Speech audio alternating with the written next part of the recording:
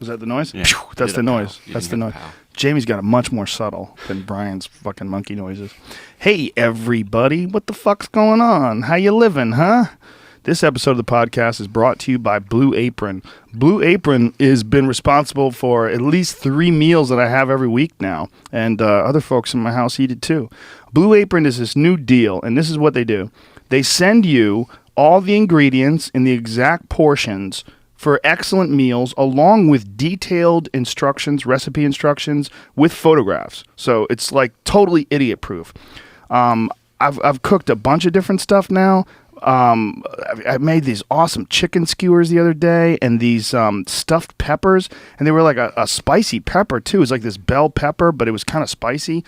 But really good, like interesting Mexican ingredients in it. So what I'm getting at is it's not bland food. It's healthy. They range between 500 and 700 calories per serving. But you would not guess that. You would think that it'd probably be more than that. They're really well designed, and they're done by excellent chefs, and really nutritionally sound too. Very healthy, and shipping is free. And I'm a big fan of this. I really love it. Short rib burgers on pretzel buns, kung pao chicken tacos. You can try it out, your first 2 meals for free, by going to blueapron.com/Rogan. That's blueapron.com/Rogan for your first 2 meals for free. Like, I'm going to give you some examples. Mexican-style turkey burgers, cod with pickled grapes and summer succotash. Shaking beef with jasmine lime rice. I don't know what shaking beef is, but I bet it's fucking delicious. Chicken with candied pistachios and snow pea radish saute. Really good stuff, like interesting stuff. Indian-style salmon with tomato chutney and cranberry bean stew. Almost like something Steve Rinella might cook on MeatEater, ladies and gentlemen. It's great stuff. And like I said, first 2 meals for free. Give it a shot. Blueapron.com/Rogan. I stand by them. I use it every week. I actually got, they gave me a phone call today that I got one that's at my box today. So I'll be eating some Blue Apron tonight. So give it a shot. Blueapron.com and use the code word blueapron.com/Rogan. That's what you have to do to get your first 2 meals for free. So that's blueapron.com/Rogan. And enjoy. We're also brought to you by MeUndies. MeUndies. Now, I'm a guy that I usually get underwear, just buy underwear. Like, I would buy them online in like bulk. I'd buy like 24 packs of underwear from like Amazon.com or something like that. And they're always cheap underwear. But MeUndies started sending me these underwear that they make a couple weeks ago. And they're way better. They just feel better. They're like looser and more comfortable. I don't like shopping. I don't like to go places and I don't have any fucking time, man. I don't have the time to go and pick out underwear. So if I was shopping and I was passing the underwear thing, I would just reach and grab one and throw it in there. I wouldn't think at all about it. But with MeUndies, you can get really good underwear delivered to you. Now, this is where it's fucked up. A recent survey showed that men kept their underwear for an average of 7 years. Just think of, I mean, I don't know about you, but when I'm alone, I do not hold back on any farts, okay? I'm not scared of my own farts. I cut them loose. So 7 years of filtering farts. I just do not trust any washing machine to like really do a good job enough to comfortably set my balls after 7 years and that kind of a filter.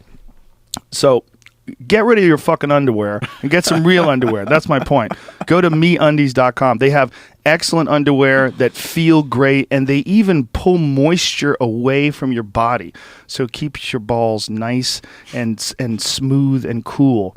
MeUndies has the most comfortable underwear you have ever tried. They fit perfectly. They don't ride up on you. And again, they literally pull moisture away from your skin so you're cool all day long.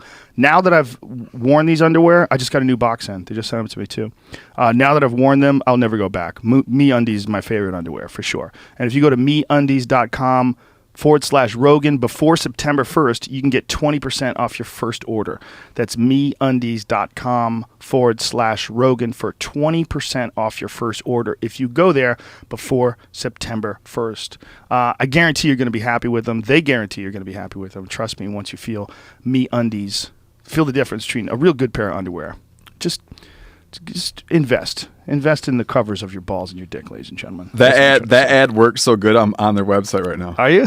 You are. He literally is. That phone is pretty dope. I've been neglecting. Not that I don't buy new underwear, but I haven't had a technological jump in underwear for so long. Yeah, I haven't either. You know, one of the things I learned from hanging out with you, is the power of wool. And I've been trying to find wool. Yeah, I've been trying to find good wool socks, like athletic socks. Yeah. Do they have them? They do. That merino blend. You make it like a thinner merino blend sock. Yeah, they have them. Like athletic socks. Like I don't know. I don't know if they qualify them as athletic. I've never seen one that's meant for like going to the gym. They're always kind of meant for like they'll call them light hiking. Right. Okay. You know? Well, that's what I need. Some light hiking wool. Because I think it seems like that's what you should have, right? It's the best. I mean, that's all I wear now. It's the best for But hunting. I'm still stuck in the ice ages or the what do you call it? Stone ages on undies, man. But First Light, they make a merino wool boxer. Oh, that people love. Yeah, I would imagine. First Light's great. That's LITE. Is it LITE? LITE. Yeah, firstlight.com. Yeah, the merino wool boxer. But for reasons I could tell you about them. I need to wear. I need something that's nice, and I wear a nice tight fitting pair of underwear. Me too. I don't want my balls especially when it's around. hot and humid. That's what I'm saying. And last but not least, we're brought to you by Ting.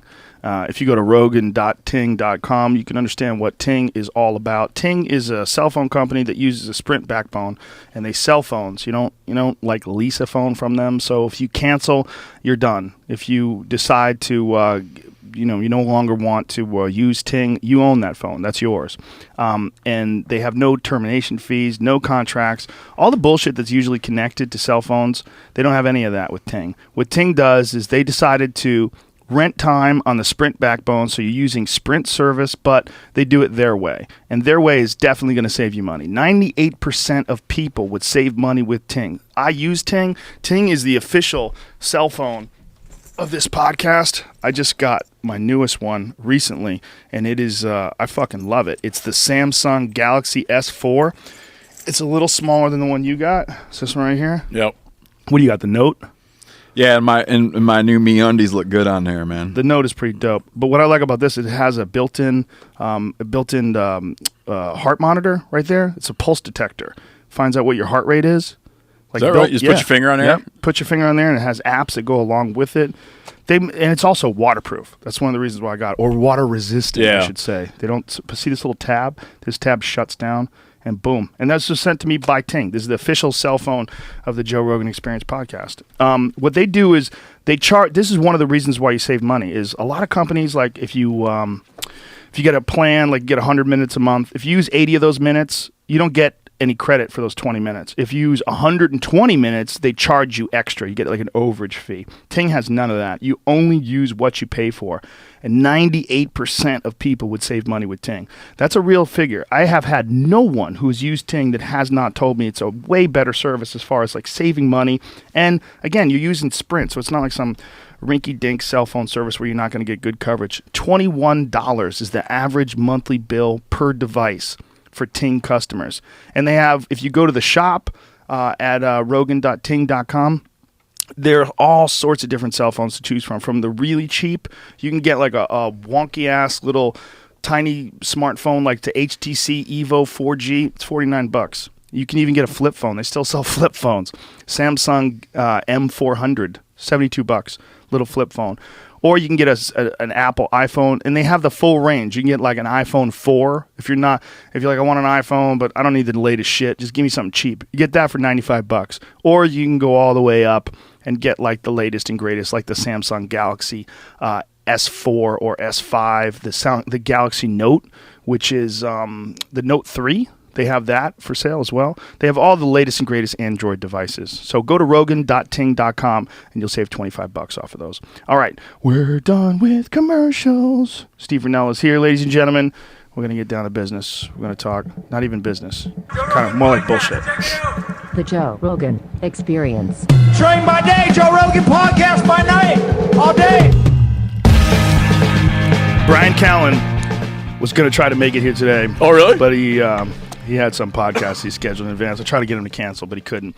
But that's too bad. But he's very excited to come with us to Alaska, and that should be a nice, silly trip. Man, I'm excited about that trip. It really is. When you get up into that, when I say that, when you get up into the alpine zone, like above timberline in southeast Alaska, it really like, you know, it's cooler looking than like the Ewok forest. Mm-hmm. You know, I mean, it's just as amazing because you have this, like, you go from old growth stuff where you could, like, the three of us could all stand around, joined hand to hand, and you couldn't reach around these trees, you know? Wow. And you climb a little higher and it's like, boom, it's just like wide open.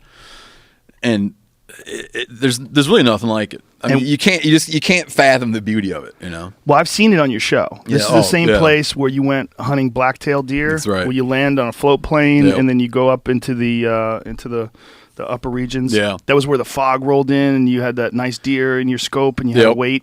You know, that time when I was up there, there was a windstorm.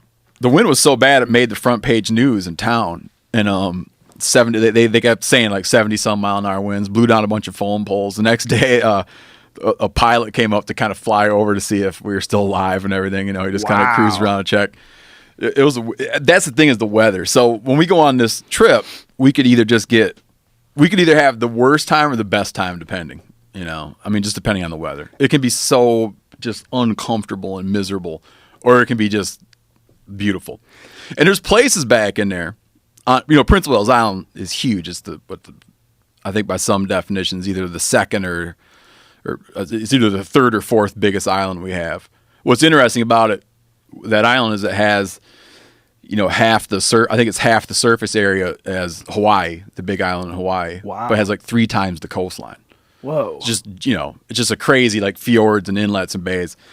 But there are places in this island that you can't really, there's no road system in a lot of it. And there's places you can't fly to because there's no lakes to land. And it's really hard to walk there. So sometimes you're looking at, there's mountains there, and you're like, I guarantee that no one, you know, you can't guarantee, but I mean, like, for 100 years, it's probably no one has stepped foot on that thing. Because we would have to get to one place, then you'd have to get a boat and carry it through and go across to another place and then climb up. Well, it'd be mostly just climbing. Like, if you fly over some of those mountaintops and you look around them, there's just no way. I just know that no one's been there. Unless you can land up there on a lake, you know. We'll land in a spot, and I want to just walk from there. And I think we will walk up into stuff that people haven't walked there. I mean, there's always some crazy thing you didn't know about, but we're going to walk into some stuff where people just have not walked. Wow. You know, you can stand around places there and say, I feel very certain that I'm, like, definitely the first guy to ever have his feet setting right here. I can't discount something that happened, you know, hundreds and hundreds of years ago, but there's just some wild stuff in there. Wow. Right now I got mixed feelings about it too, but the Forest Service up there just announced that they're going to be opening up a cut up there, 6,000 acres of old growth. Whoa. For clear cuts, yeah. Wow, that's kind of fucked up. Dude, I understand every single argument. For and against. I understand every single argument. What's for? What's the good aspect of it? Economics. I mean, that's like it. You used to have a thriving logging industry based around Tongass, you know, Tongass National Forest. So, and it's just atrophied, right? So it's a job creation thing.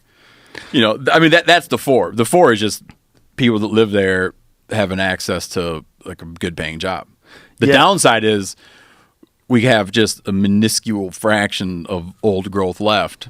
You know? Yeah, I don't see why anybody would allow that. I mean, I understand the economic thing, but I always feel like there's got to be another way to make money. What's weird, too, is Tongass just said recently that over the next decade, they're looking to phase out old growth logging at the same time that they are announcing and pushing forward with plans to do a big 6,000 acre clear cut. So they're sort of acknowledging on one hand that they want to get out of it or need to get out of it or can see into the future they need to get out of it.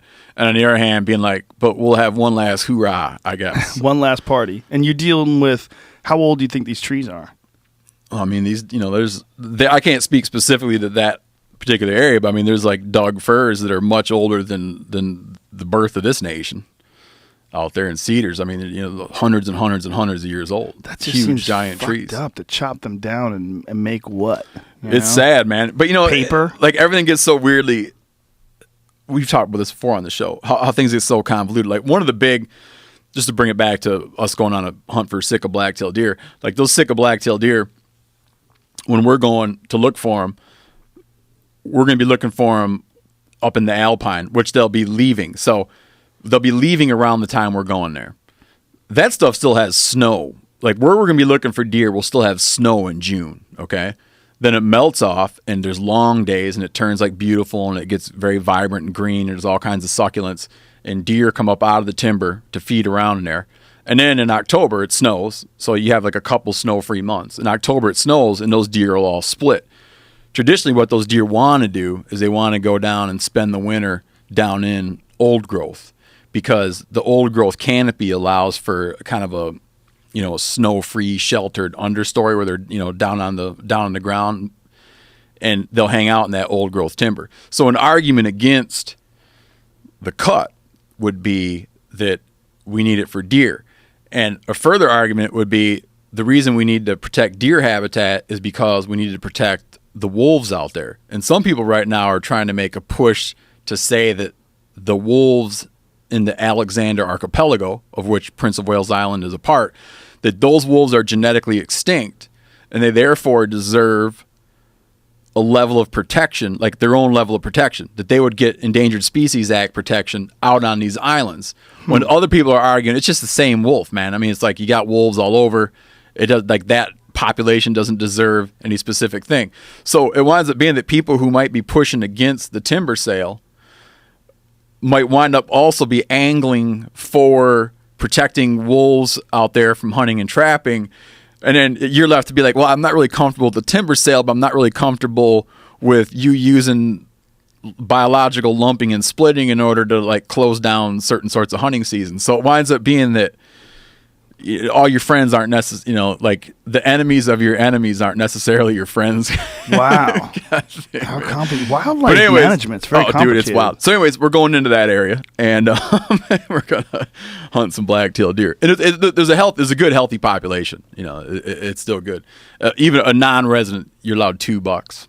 And do they have bear up there? Is it black bear? Yeah, but the thing about the bears, you'll see some bear droppings or bear scat or bear shit here and there, but those bears out there are so tuned in on the salmon runs that they really don't spend a lot of time. I think some move through, but they really don't spend a lot of time feeding in those areas because they're down 2,000 feet. Timberline there is like 1,800, 2,000 feet. They're down 2,000 feet lower in the river mouths feeding on salmon. And we like to have, that image of the bear grabbing a salmon out and he's all silver and shiny and healthy and floppy. But long after the runs are kind of done, they're down there just feeding on rotten fish. Whoa. Laying around. I've watched wolves there eating dead salmon. I watched 5 wolves one time eating dead salmon that were the consistency of pudding. Whoa. Just mopping it up. They must have unbelievable stomach bacteria. Oh, man. You can't even imagine. So, there's not a lot of bears up there. There's you see some berries around, but I think that so many of the bears are focused on that stuff. One thing you find, some people say in those islands in Southeast Alaska, they tend to be either a black bear island or a grizzly island. And it changes. So you'd be on one island and it's black bears. Another island is grizzlies. And it's sort of this weird phenomenon that they don't readily mix. You get in interior areas on the mainland where you have grizzlies and black bears coexist. Oftentimes, the grizzlies will dominate the salmon streams, and you'll have more black bears up high. So you could be standing on a mountain a couple thousand feet above sea level, and it's just black bears everywhere on top of the mountain feeding on blueberries, and you're looking down at primo salmon streams, but it's just big brown bears, big grizzlies down there, and they kind of hoard the spot, and the black bears don't get in there. They just can't. They're kind of enemies. Yeah, they'll eat them too, right? They'll eat them. Grizzlies. Yeah. The place that I was up in Alberta when we went bear hunting, they take carcasses after they cut the back straps off and the hams. They'll take like the body cavity and they leave it in certain areas where they know grizzlies are to keep the grizzlies coming to that area. Right? Yeah, because they don't want the grizzlies coming to the the other baits they have out for the black bear. Because No if they kidding. do, they have to abandon that bait Yep. because it's just too sketchy. They have some photos, some camera trap photos of these fucking enormous grizzlies wandering Just in. feeding up on black bears. Yeah. I got a buddy who saw one time, he witnessed a grizzly kill a black bear, disembowel it, and eat its liver. Whoa. Yeah. And there's a very well-regarded hunting guide in Alaska who's written some good hunting books about Alaska named Tony Russ. And I was reading his book on hunting Kodiak. Or he's got a book on hunting brown bears and grizzlies in Alaska, and a lot of his experiences around Kodiak and the Alaska Peninsula. And he was saying he's never seen, and just to back up for a minute, on Kodiak, if you map out a bear's diet, okay, a boar bear, a male brown bear, or grizzly, brown bear on Kodiak, if you map out his annual diet, what he's tuned into in the spring are brown bear cubs. Yeah. He's That's like the males, right? He's like wakes up and he's hunting brown bear cubs, and that's Isn't that fucked up? It's a significant part of his diet.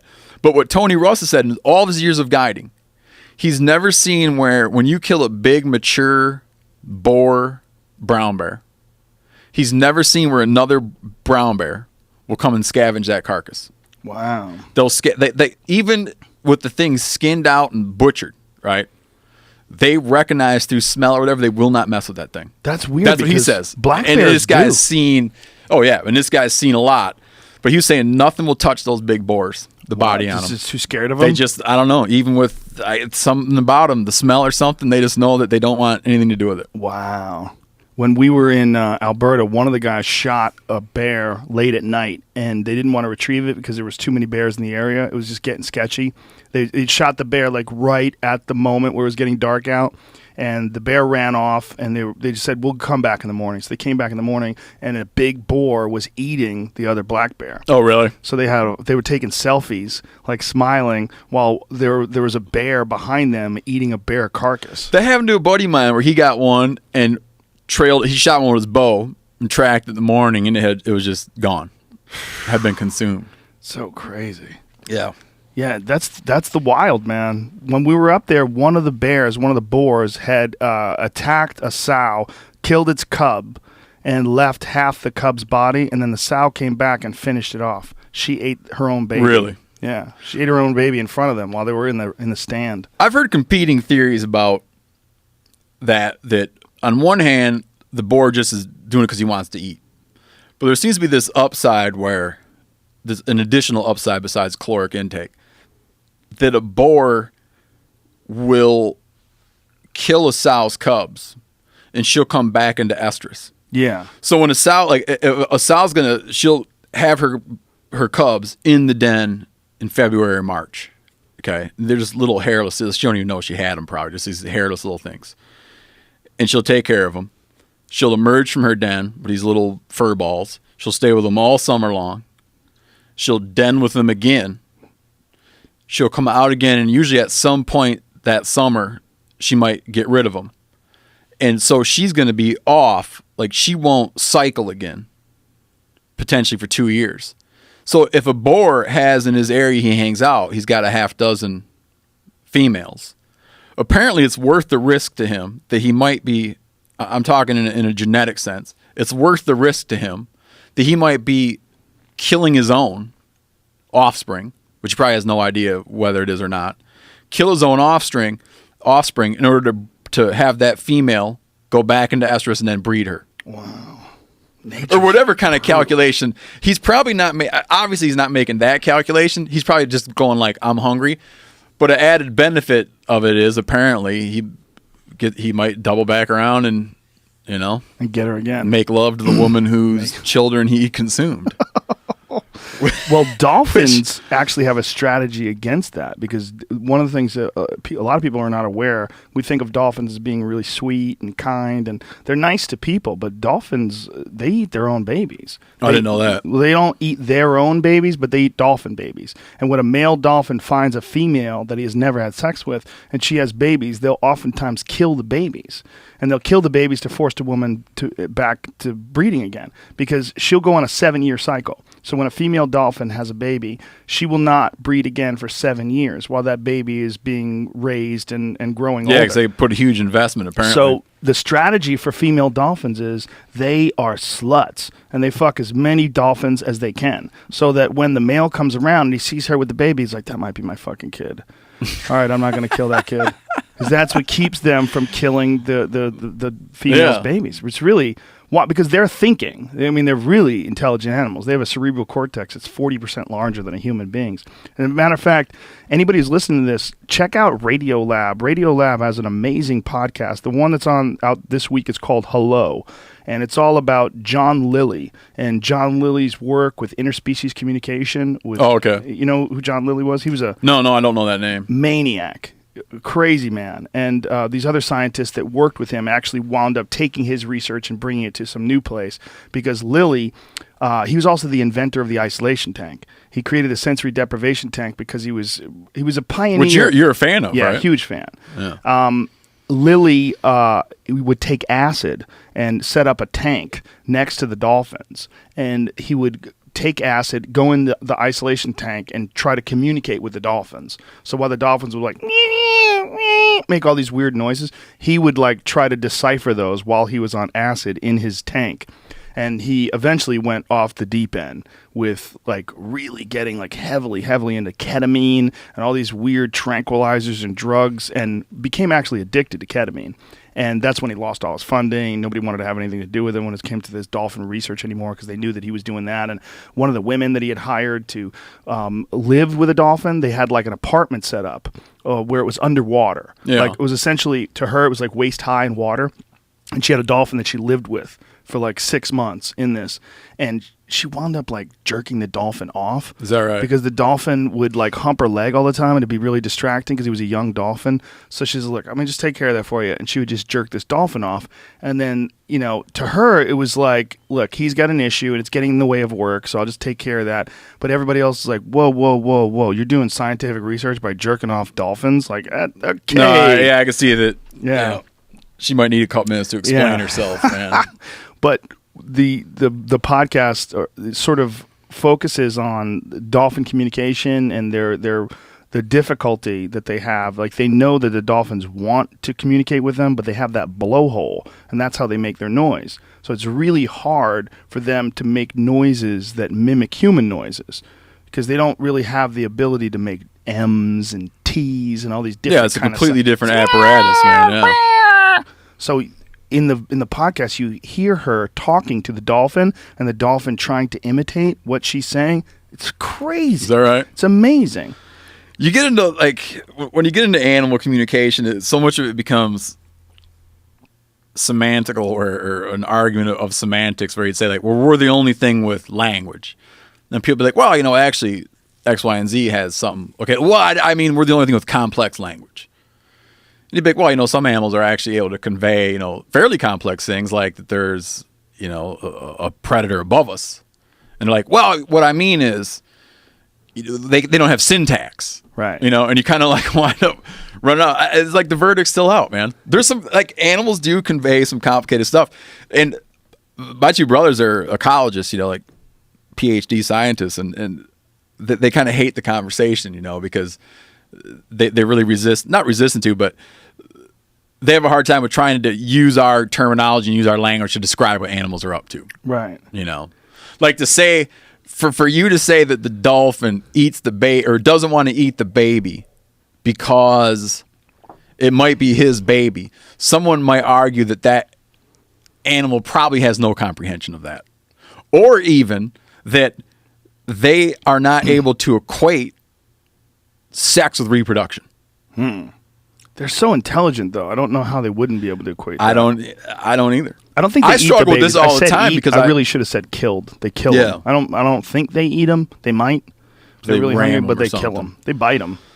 You know, I struggle with this stuff all the time because,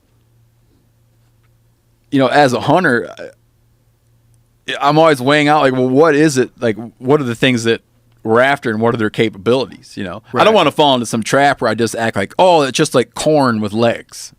You know, so I am curious all the time about, you know, like the capabilities of animals, and I tend to be open to the idea that there's there's like different sets of experiences that different animals have. You know, that some have perhaps more of an awareness than others.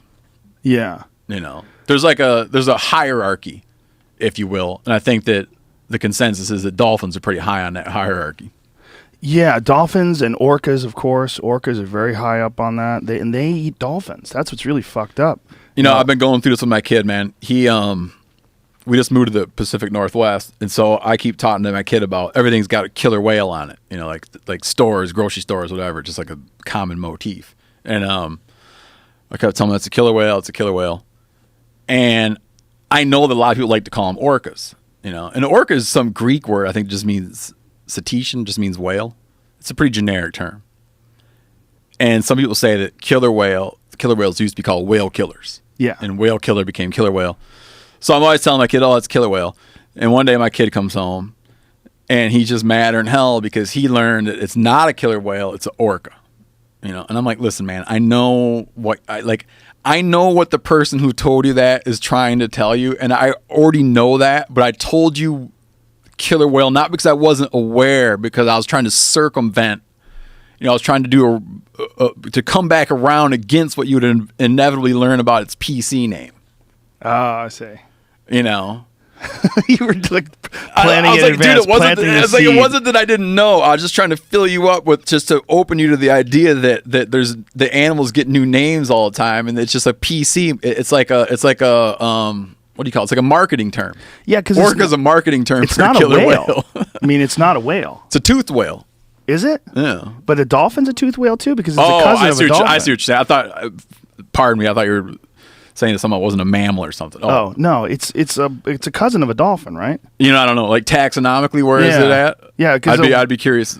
I'm pretty sure. I'd be curious to know. Yeah, because I'm pretty sure there's a crazy video of one they're killing a whale while it's alive. These killer whales are biting. That's how most killing happens. Yeah, but I mean, I should say they're eating it while it's alive. Oh, they're biting chunks of its face off, and it's just so hard to watch because we think of these whales as being these beautiful creatures, and we think of I don't know why we have this weird idea of killer whales as being like these really noble creatures. You know, because I always think of killer whales as being like the friend of man, and that's why when one does freak out at SeaWorld, it makes SeaWorld look so horrible. Yeah. Because in the wild, there's almost no evidence whatsoever that whales have ever killed anybody. Yeah, but he's probably after a while, he's like, what am I supposed to kill then? Yeah. Well, yeah, exactly. I'm a killer. Exactly. I mean, whale. Well, and the instincts that they have. You know, the way I always equate it, one of the things I have a problem with zoos in general is that they don't allow animals to do their natural thing. I really think that what zoos should be is get all those motherfuckers together. You should have a giant piece of land. If you're going to fence it in, let them in there and let them run wild. And if people really want to see animals, what they should see is jaguars killing monkeys and the whole gamut.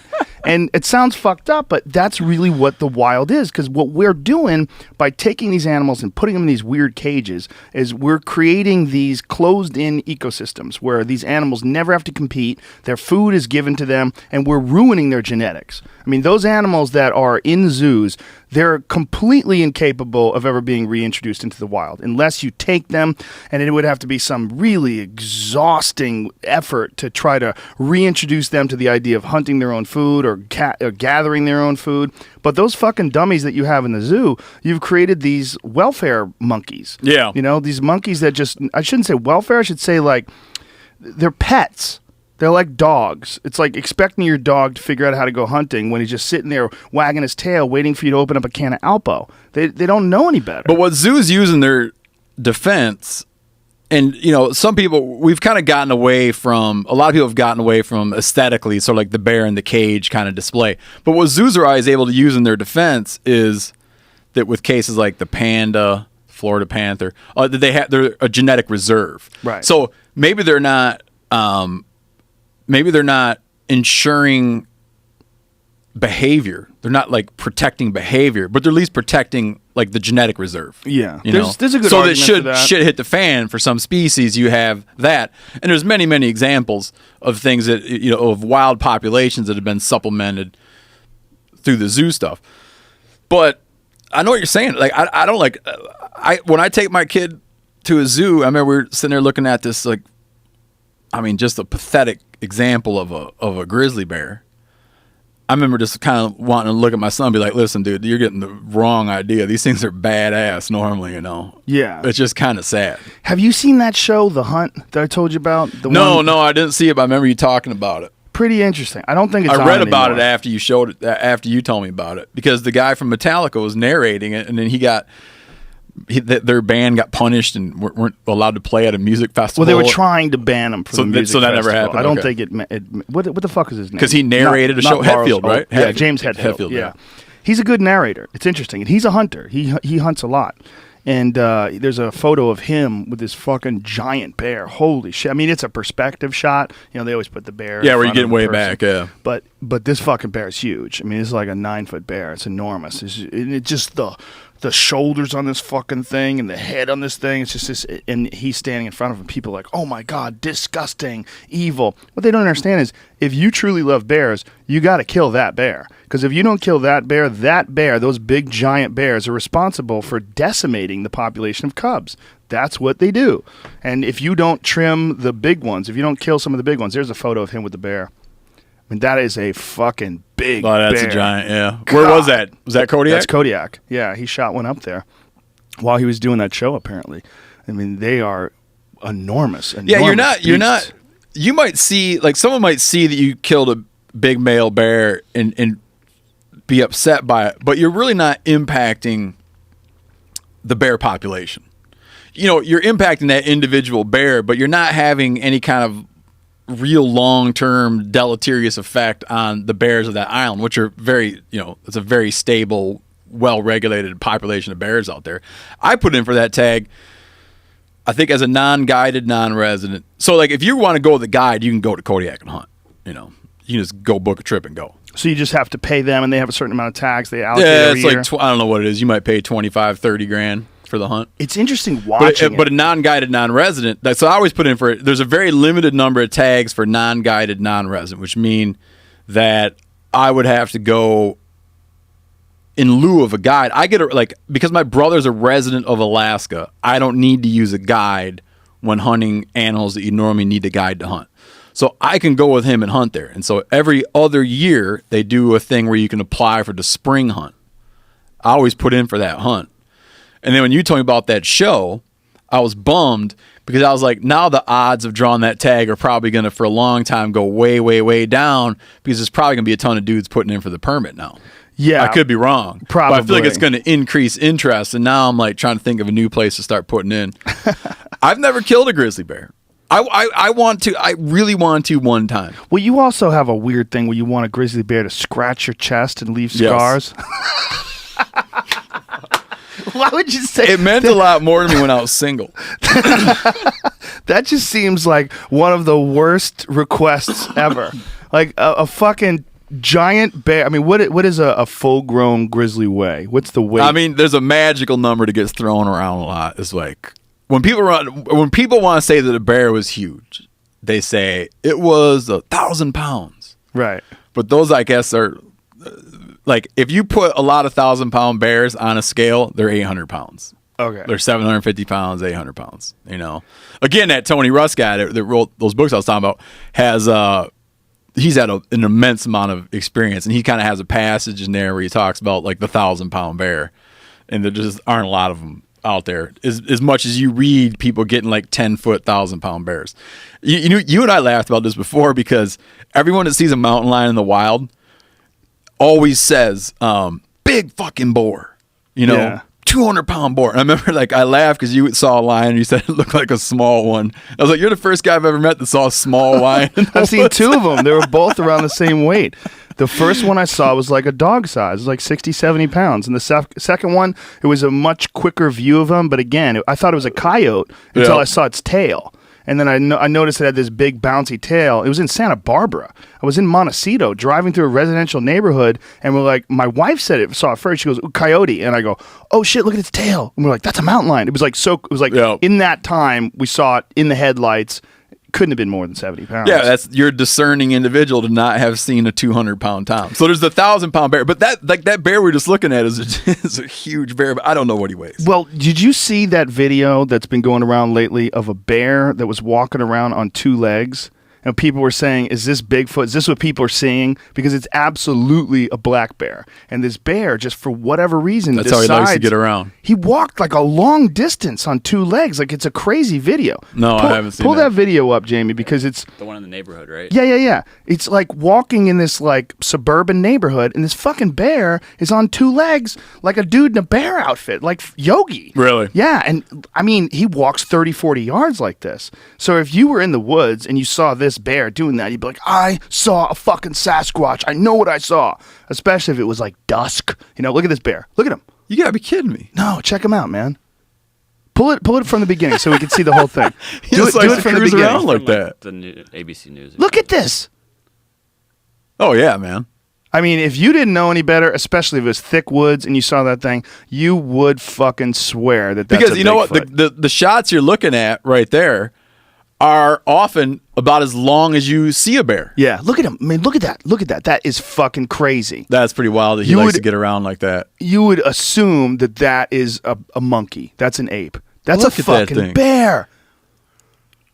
Now, does he have a normal gait when he does get down on all fours, or is he screwed up somehow? No, he was running. Oh, he was? You saw him run on all This fours? says his paws are injured. Oh, his paw's That's why I was doing injured. that. Oh, he might have got caught in a trap. No. No? No. Not both paws. Well, it looks like his right paw. Looks like his right paw's missing. What state's he in? I think New Jersey. Yeah. I mean, if he got caught in a trap, it's because someone illegally set. I don't think that's the cause. I mean, you can't trap bears in New Jersey. But just the fact that a bear has that ability. Can you Yeah. trap at all in New Jersey? I don't know what. Yeah, there's some fur trapping there, but I don't know to what extent. But there's no bear trapping there. But isn't it possible that he got caught in another animal's trap and that's how he's still alive? Because he only hurt his paw? There's no trap that would be used for fur-bearing animals now that would cripple that thing to the point where he would do that. If he got caught in a foothold trap or leg hold trap, he would pop his foot out of there. Really? I mean, I can't rule out everything. Mm-hmm. If that's what happened to that bear, and I have no reason to think that it is. If someone came down and said absolutely that's what happened to that bear, I'd be like, then someone was doing like an illegal trapping activity, Right. because that's not something that would happen. Is it much more likely because we're looking at a residential Like, I area could that clap- he stood on something? But I could put I used to do this when I used to trap. I used to do this all the time. I can snap my hand in most traps. Really? Yeah. Because the trap has more of a function of, I mean, this is going to get you're going to probably hear from all kinds of your listeners, but it has a holding function. So it starves him to death. No, not if because you have to check your traps. Oh, so you go there and it's still alive and then you have to kill it. Yeah. So when I used to fur trap, I would check my traps every 24 hours, usually in the morning, But anyways, what the trap largely serves to do is hold something. And the way when you rig them, if you do things right, okay, you rig them with a lot of swivels and things. And so what you're trying to do is really limit any kind of damage to the animal. And this isn't altruistic. The reason you want to limit damage to the animal is the animal's less likely to fight the trap. Okay. If you have a trap that causes like nerve damage, bone damage, numbing, okay, it's all the more chances that thing is going to be working harder to get away. And the thinking is, in the ideal case, you're just trying to hold it with a foothold trap. So it That's would try the thinking to on it. chew its way out? Does everybody? People always say chew, but what they will do, and I've seen it happen, particularly with muskrats, which have very, very thin bones. There's one who only has one paw. Wonder what happened to him. Where's that? I have no idea. I just typed in bear trap. That's National a high Park Service. What do you think happened there? Well, that's too high on his leg. To be a trap? Yeah, So maybe that's a gunshot or something could like have that? been. He could have got shot. He could have got shot. He could have got hit by a car. He could have got. Things we meet such weird ends and injuries. I've seen bears that I'm fairly convinced on Prince of Wales Island. I've seen bears that I'm fairly convinced had been shot, just because of the sort of like wear on the shoulder it happened.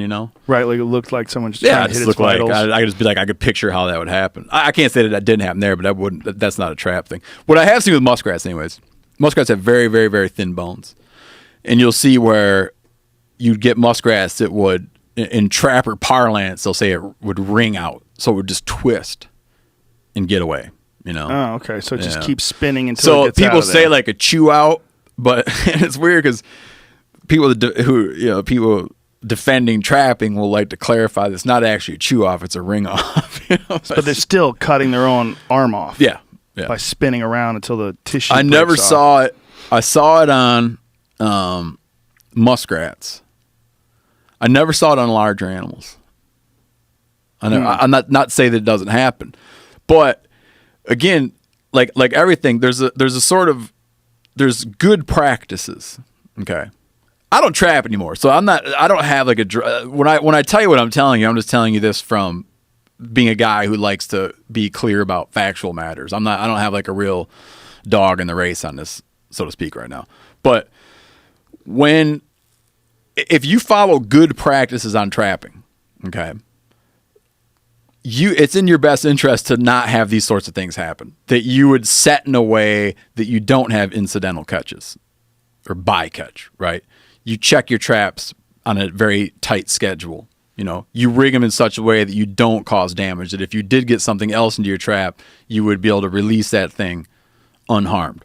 But there are people who, for lack of caring, and there are people who just for lack of technical expertise, screw these things up, And oftentimes you could get violations like what would be like a trapping-based violation from someone who wouldn't self-identify as a fur trapper, but who just got mad about some bear or whatever getting into his dumpster, and then he takes matters into his own hands, completely outside of the law, and decides to like fix that bear and inexpertly set a trap for it.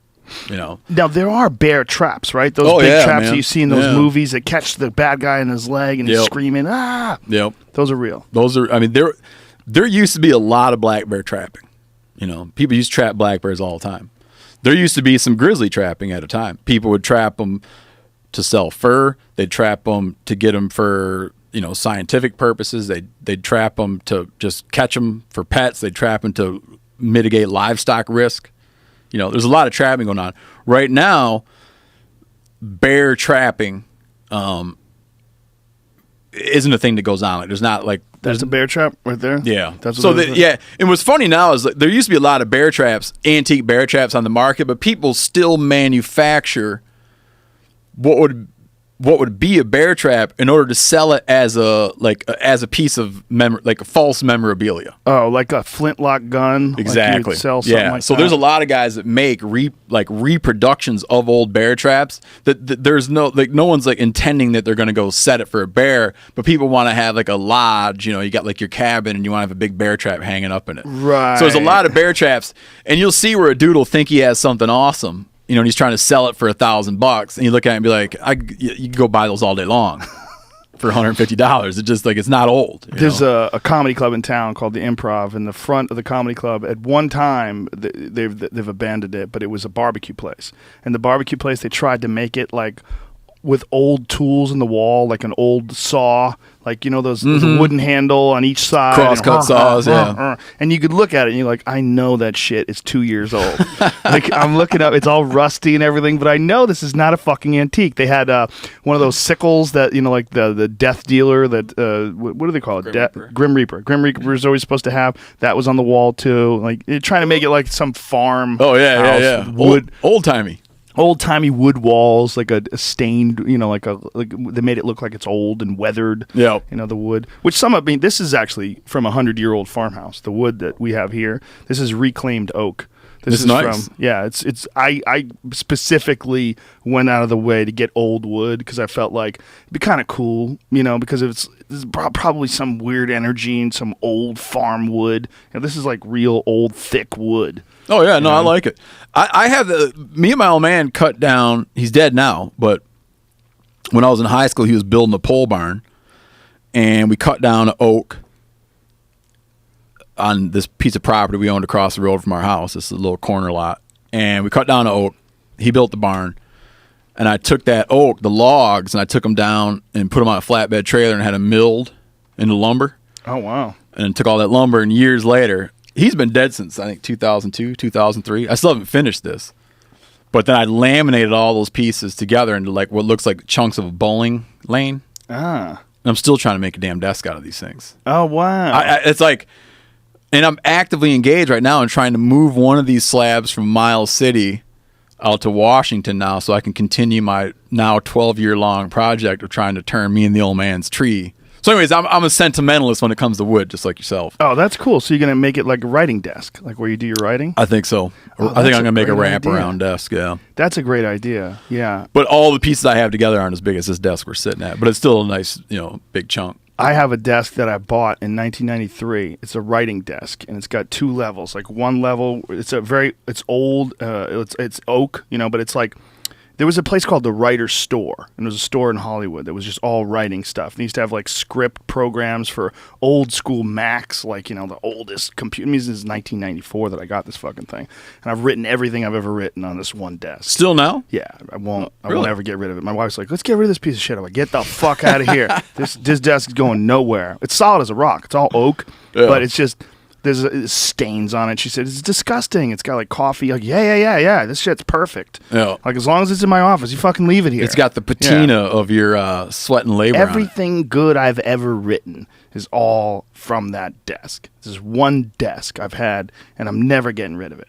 I just got this one oak desk that I've had from the beginning of my time here in LA, and I'll never get rid of that fucking So when you desk. say that you've written, do you sit down and write Yes. stand up? Well, I sit down and write. This is what I do. Most of the time I write, like I used to keep an active blog on my website. But when I started writing a book, I got a book deal a few years back, and I started writing a book. I stopped writing the blog. And then when the publishers were just fucking they were essentially trying to get me to write it like stand-up. I remember you telling me about this, yeah. So I gave them their money back. Which you felt like doesn't work for a book. Well, I don't like it. Like I've read like George Carlin's book, which is essentially just his stand-up in book form, and Jerry Seinfeld did a similar thing. I don't like that. If I want George Carlin's writing like that, I want to see it. I want to see George Carlin do his stuff. I don't want to read it. Yeah, I'm with you.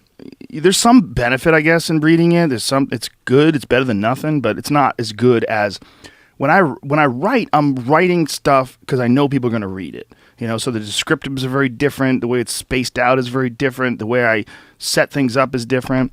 And so what I do now is I write as if I was going to write a book or a blog entry, and then I go over it, and then I extract ideas that come out of that. Because I feel like I do both. Like I'll write down specifically. I'll try to write as a joke, like thinking I'm standing on stage and, set up punchline or beginning premise and then add in the jokes.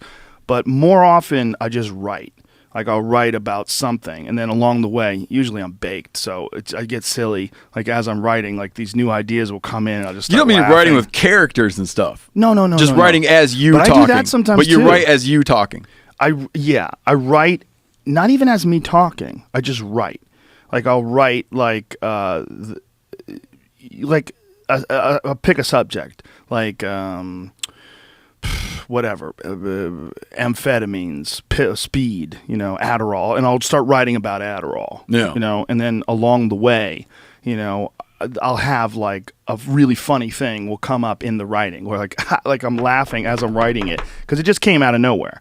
Don't you feel like you're a really good writer, man? By the way, I really loved MeatEater. It's a really good book. Oh, thanks, man. It's and it was. I mean, I knew you're a smart dude, and you're obviously very articulate, but the writing was very descriptive. It's very interesting. It's very fun to follow, and when you write stuff like that, don't you feel like sometimes, like as you're writing, like it's almost like it's not even you that's writing? Like these ideas just sort of like pop into your head like out of nowhere, and then you're putting them down? No, for me, I'm so aware of the process that there's no surprising thing to me. One of my mentors, and what I regard as one of the best American nonfiction writers out there alive now, is a writer named Ian Fraser. And What's his work? He's got several books. One of the books I hold up is just like in my opinion, one of the finest books ever written is his book Great Plains. Great Plains. Which is about the Great Plains. But he's a stylist, He's also he was a humor writer for the New Yorker for a long time. Anyways, I had great fortune to, he I don't know if he would use this term. I think he like mentored me in some way, or I read his stuff and had the opportunity to hang out with him a handful of times. And he was saying that when he was growing up, and he wanted to be a writer, he pictured that writers would be that you're sitting at a desk kind of chuckling to yourself as you have all these fantastic ideas. But when I write, I get so few words written every day, and every sentence that I write I have to write it and rewrite it so many times that there's never a thing where I feel like holy smokes, I nailed it. Because it's so, I almost look at it like if you're building a house, maybe when you get all done with the house, you can stand outside and be like, wow, there it is. I did it. Right. But there's never a shocking moment because every nail in every board, there's never a chance where something jumps ahead radically really quickly in a way that can startle you. Now, the other night I wrote, my brother's getting married this weekend, my older brother, and I sat down to make some notes about, my best man speech, right? After I wrote my best man speech, it's funny because this just happened to me last night. After I did my best man speech, I felt like, why can't I feel like I had it where I was like talking about some funny stuff in my head and kind of writing down notes. And I thought of some way to actually, like you're supposed to do in a best man speech, is you're supposed to make it like hit right, like hit the right note, right? It's funny and you're dogging on them. And then all of a sudden you turn it, and it's sweet and nice. Okay. And I found that turn to make it sweet and nice. And it just struck me as being like perfect, And I was like, why can't the regular writing I do feel that way? That's interesting. Where I'm like, ha, and I kind of want to like pump my fist in the air. Do other people that that are writers have those moments? Those moments that I'm talking about where things just pop to you? I feel like they do. One of the things I follow on Twitter is this thing, John Winokur. And it's just, I don't know how he does it, but 6 or 7 times a day he's got quotes from great writers about writing. How do you spell his name? John? Win. Oh, man, John Winokur. It's like writers on writing. And I learned more about writing and writers from reading this thing because it's just like really cool writers talking about the writing process.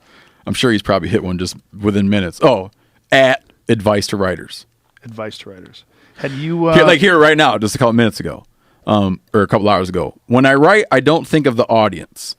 After the fact, I think, well, I hope they like it. So that's like a writer talking about writing.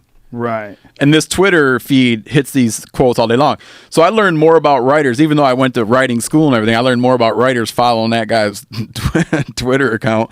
And I do gather that some writers are blown away and have fun writing. To me, it's agonizing. I can't stand it. That's the weird thing about doing TV is I love having written, When I write a book, it's just like a deep, deep satisfaction. Okay. I love having done it. When I die, if they chisel writer into my tombstone, I'd be very happy. Right. But I hate the act of writing. Making TV is so fun. Just in the moment, it's very fun. Right. I love going out and doing it, but when it's said and done, I don't get that feeling like I slayed a dragon like I would get from writing a book. I know exactly what you're talking about. Yeah. When you're doing a television show, also, it's very different than most TV in that you're out there doing something that you enjoy anyway. Exactly. And there's a lot of people coming in on it. So writing is like me. I mean, sure, you have it. I don't mean to in any way discount the role of an editor. And I don't know if you do something similar with your stand-up, if you show other comedians and stuff, but you have like a role of an editor. So I don't want to act like, it's just all out of your head. My agent, I work closely with, he influences things I do, my editor. But in the end, it's like it's your thing, right? TV is a whole bunch of people. So you could go out and have a great thing, and then you turn it in, and the editor nails it. So I can't go like, I made this amazing TV show, because it's like there's the guy that produced it, the guys that shot it, the guys that edited it, right? All that kind of stuff. And so your sense of ownership becomes a little bit different. You're like a stakeholder and not like the dude that owns the thing. Yeah, there's so much going on. There's music, there's the way it's edited. Oh, yeah. Extremely... It really has a massive impact on how it comes off as a piece. I think like as a host, as a host and as a person who has like a lot of sway in the kind of things we go do, I still feel like I'm kicking in 10 or 20%. That's interesting. And 80-90% is a handful of other people who are throwing in on it. Nobody works harder than people who work on your show. Like those No, I camera know. dudes, like Doty and Mo and all those guys who have to fucking sleep in tents and in the back of that fucking van where the llamas piss. And I mean, I really kind of love it, and I love those guys. What's funny is we just had this guy. We wound up liking him. We had a camera guy come out with us for the first time, and he was just getting beat up. I mean, and he admitted it, and it kind of became the joke where he's saying to Doherty, he's like, "Man, you guys got to do a better job of explaining what this is." And Dan's like, "I feel like I said it's like rigorous hiking." And he's like, yeah, but that's not this. I thought like walking on a trail or something, it's like, but there's no language to explain it. I don't know why those guys, I do know why. I think one could look and be like, I don't understand why those guys would subject themselves to that level of treatment. Because I've had the opportunity to work very briefly in what would be like network television, mainstream television. And I'm telling you what, it's not typical. what you do. What those guys do and the hours they do it is not typical. Not at all. No. I was shocked to hear, like one time some guy was coming out with this and I knew it was going to be trouble because he's coming out with this, he's asking about what the hours are. And I'm like, I don't know. I think, we'll sleep at night. I mean, 24 hours a day are the hours. It's like, what do you mean? When you're sleeping on the ground in Montana and it's 0 degrees outside and you're fucking huddled up in your tent, you're kind of working still. Oh, yeah. Because you would never be there unless they were paying you to be there. Like, even though you're off, I mean, still, you're subjecting yourself to sleeping on the ground in Montana in a tent. You're freezing your dick off. Yeah. Like you have to flex and squeeze under your sleeping bag to generate some warmth before you can pass out. You're kind of working. Yeah, like that, like Doty, Giannis, Mo, they like to be in some way tortured a little bit, I think, and they also just like to be working. Yeah. I don't think that they. But the other thing is, I don't think they really. They're at work, but I don't know how much they think about it being at work. I see what you're saying. I think they just think of it as like existing. Whoa.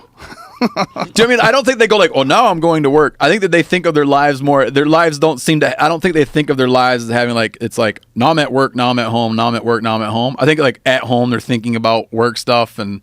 Oh, okay. Do you know what I mean? I feel like more that they don't look at it like, punching the old clock. Is my guess.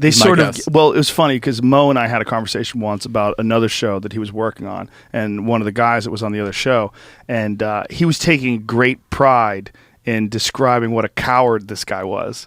And it was not even great pride, but he was enjoying it. He's like, he's yellow, And he was talking about it, but it was like, here's a guy that's been working on your show for several seasons, and he's fucking undergone some horrendous locations and climbing to the top of fucking mountains while carrying a 50-pound camera and the whole deal. I mean, these fucking cameras are no joke. And hiking, just carrying a gun, hiking is difficult. Yeah, there's all this sliding of the ground underneath you, and you're constantly going up, and you're essentially like you're doing like little mini squats all day long, and it's exhausting. And these guys are doing it with one arm holding a fucking camera backwards. It's like that old joke about Ginger Rogers and Fred Astaire. Like she did everything Fred Astaire did backwards or something. Yeah, in right. Heels or whatever it was. Right. Yeah. Mo's too good though, man. Like we can't, like, Mo's too good, he's like, oh, he's off doing other stuff, It was like a treat. It was like a treat to have him, but no, we always trying to, but he's just in such demand, you know what I mean? He's nominated for all these Emmys all the time. Yeah. He won an Emmy.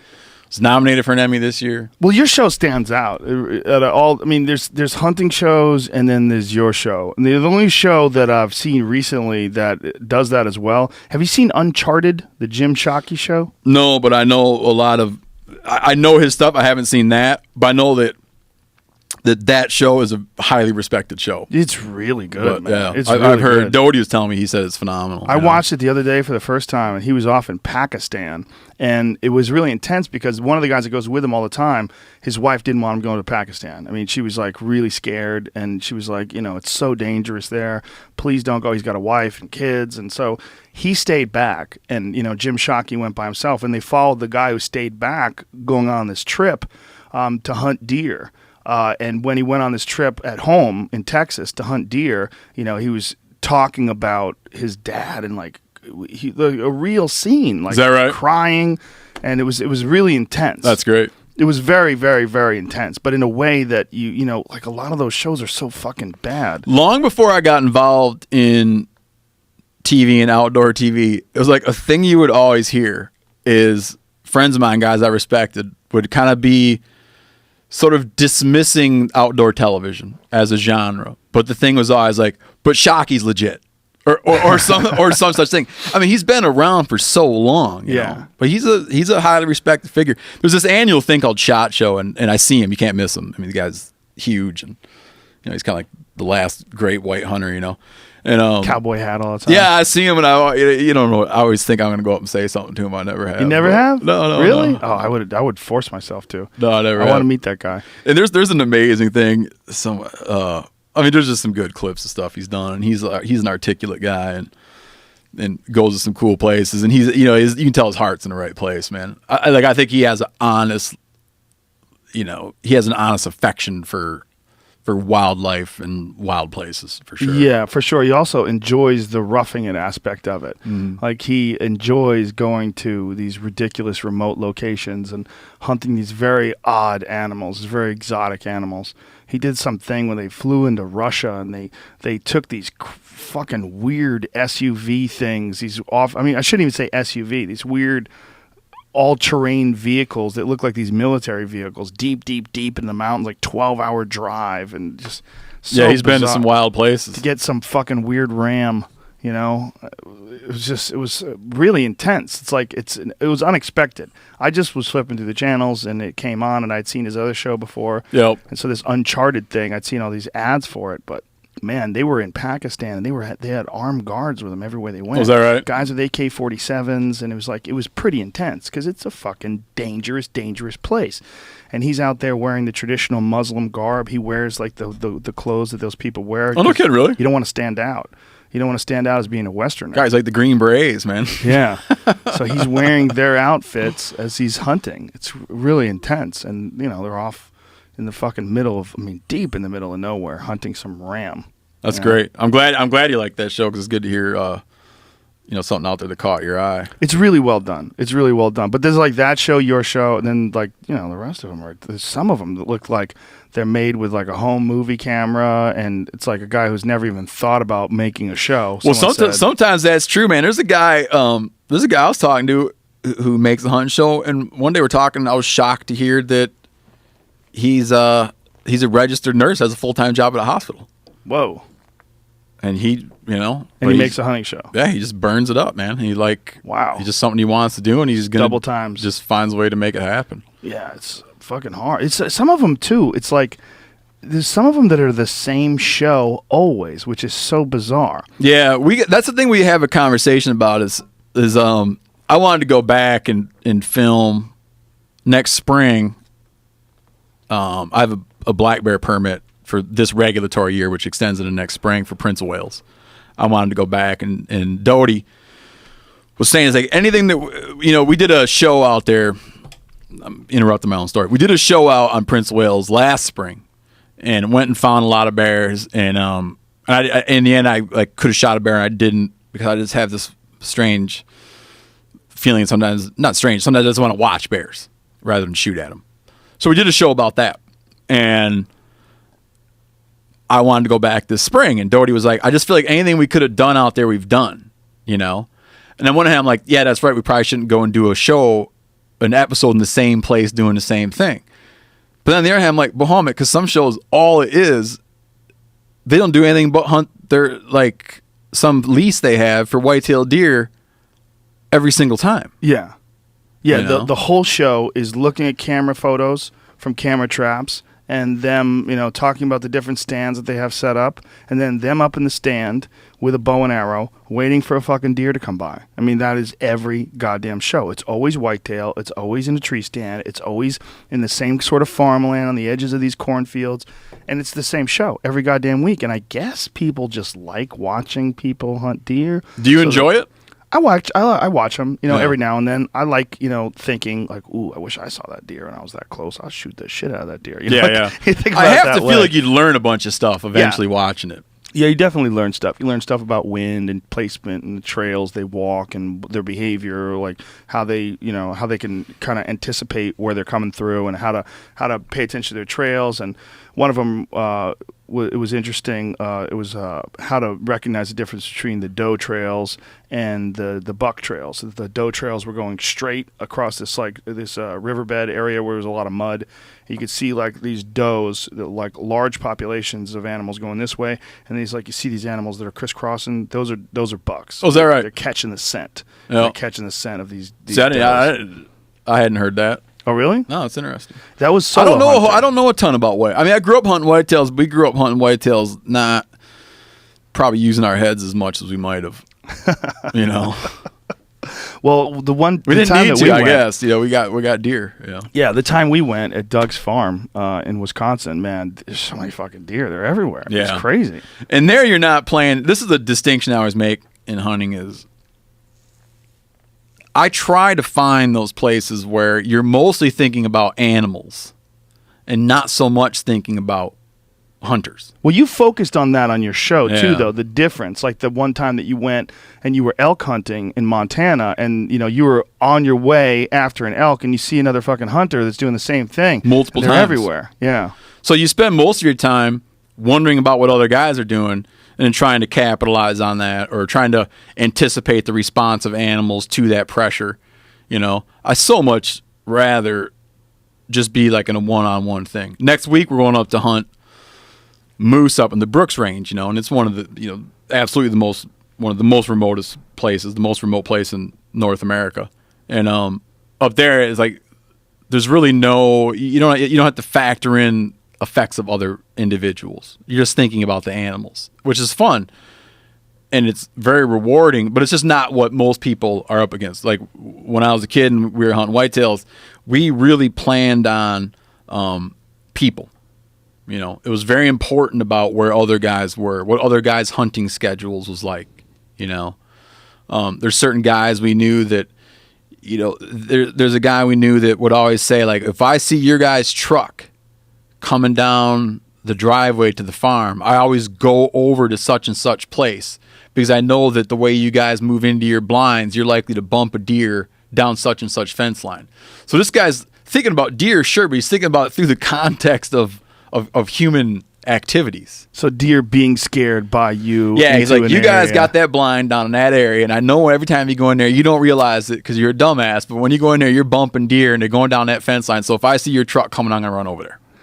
Wow, that's interesting. Which is a kind of thing. And like elk, when I lived in Montana, we would make, like, our opening day plan was generally find out where elk are, where they've been for a couple weeks, and so that people will know they're there. How are they going to leave that area within 3 minutes of legal shooting light on opening day? And what saddle are they going to use when they pass out of that valley? And you would pretty much plan that would be your thing. Is I know where they're at. I know that they're going to get bumped probably before legal light. And where are they going to go after that? I got a friend who has for the last 20 years been killing elk by. He knows the spot that elk move into when they get pressured. And he knows that some people can find these elk with spotting scopes, and they'll find these elk on this mountainside. He knows that there's no way to approach these elk on this mountainside without spooking them. When he sees the elk have moved into this area, he'll watch them with his spotting scope, waiting to see someone else try to climb up and put a move on these elk. When they start climbing up, when he goes, that guy sees him, he's going to go try to put a move on them. He'll go down and ambush those elk 3 miles away from there. Wow. And he waits till someone sees him because he knows where they're going to go. So because he knows the path they always take when they get scared. And he calls it the laundry chute because he said they come spilling through there like laundry through a laundry chute. And he's been doing it for 20 years. Wow. I really enjoyed that episode that you did this year in Kentucky. Yeah, that when was you went cool. elk hunting in Kentucky, because the situation is very unique in that they've successfully reintroduced elk into Kentucky, and instead of like what you're looking at a western hunt where you look at these great wide open spaces and timber and you could see them in the distance, instead you're looking at incredibly dense like southeast sort of kind of forests where these elk are like, you were like kind of creeping up on them, and like it was hard for the camera guy to get a good view of some of these elk, like the elk you shot. Like there's so many goddamn trees there. Oh yeah, you're just seeing little portions of them. And it's funny because when that show, in the beginning of that show, we're standing there in the pre-dawn darkness, and there's like the eastern forest. There's sort of like the cacophony of noise in an eastern forest that you lack in the west. There's bugs and I mean the frogs biodiversity is so much higher. Not on large mammals, but the biodiversity of just stuff that Is that because of moisture? I don't know, quality of soil, moisture. Probably, yeah. I would guess moisture has a huge part of it, and probably the fertility of the landscape, like the, how nutrient rich the soil is at some base level, probably is what's at play. Because also the Pacific climate Northwest doesn't have those sounds, and it's very moist. Yeah, you're right. That's why it was confusing. I know guys that would be able to answer that.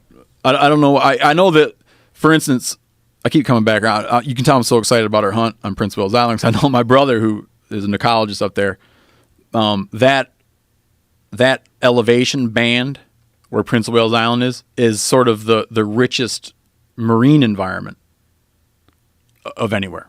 Really? Yeah, so that like latitude band is an extremely rich marine environment there. So the fishing there must be incredible. Yeah, and just it's just everything. It's like it's just a buzz with life. Are we gonna fish there? We're there too? No.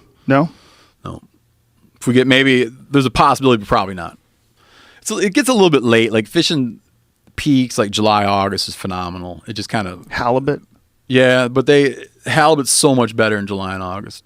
I mean, we were just up there for my brother's bachelor party and did phenomenally well on halibut. Yeah, Doug was sending me pictures. Yeah, we got some doozies. Enormous. Some nice ones. They're like tables. So, in the beginning of that episode, just kind of standing there and to hear that noise of the eastern forest, and then to have it be that you're looking for elk is so, it just feels weird for anyone familiar with that Jamie animal. pulled up a clip.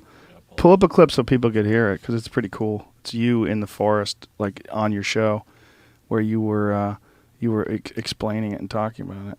To distinguish the smell of where elk used to be and the smell of where elk are right now.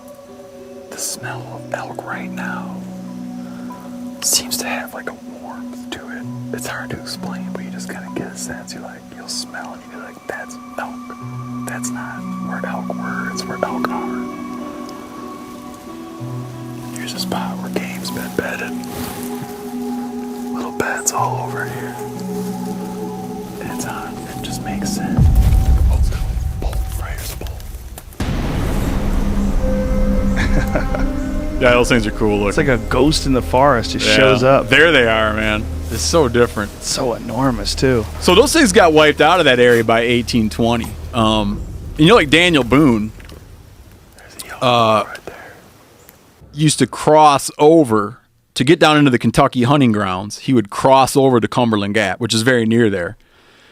And then he would go to, what was we call the Bluegrass Hills. And that was a more open environment and had a lot of elk, and people would hunt, and he would hunt the Bluegrass Hills for elk. They'd hunt them for deer and hunt them for black bear, selling the meat and hides. By the 1820 or thereabouts, the elk were just gone. Okay, the buffalo got shot out, elk got shot out, deer remained, black bears remained, mountain lions were shot out, wolves were shot out. And then they were gone for over 100 years. And then when they did all that mountaintop coal mining in Kentucky, and after the reclamation process, they had chopped down in the construction of these mines, they destroyed a lot of hardwood forests, okay, like deciduous hardwood forests, hickory, beech, oak, all kinds of stuff. But when they reclaimed it, they left all these flat mountaintop areas that they just did in grasses and other stabilizing vegetation, not timber. And it created sort of this open savanna-like environment. And people recognized it to be a good place to put elk, and there wasn't a lot of resistance.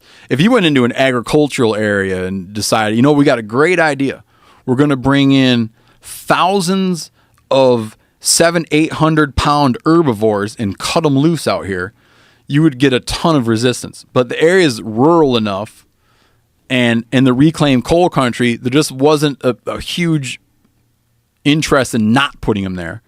And so now they've got the biggest elk herd east of the Mississippi. There's 10,000 plus elk running around in Kentucky. But even still, elk are like 90% not recovered, I mean, they were everywhere. And the weird thing about it is we could have as many back. We could totally bring back way more than we have now. But you have a handful of interests that don't like that. Auto insurers generally don't like it. Agricultural interests don't like it. But it's one of those things that we could fix, like that and the buffalo. The only thing standing between us and restoring buffalo to more of their native range is popular perception of the issue. The only thing standing between us and reintroducing elk to more and more of their native range is just selling it to the public. Other problems we have, you look at something like acidification of the oceans, people are like, geez, I have no idea. I don't know there's no way, right?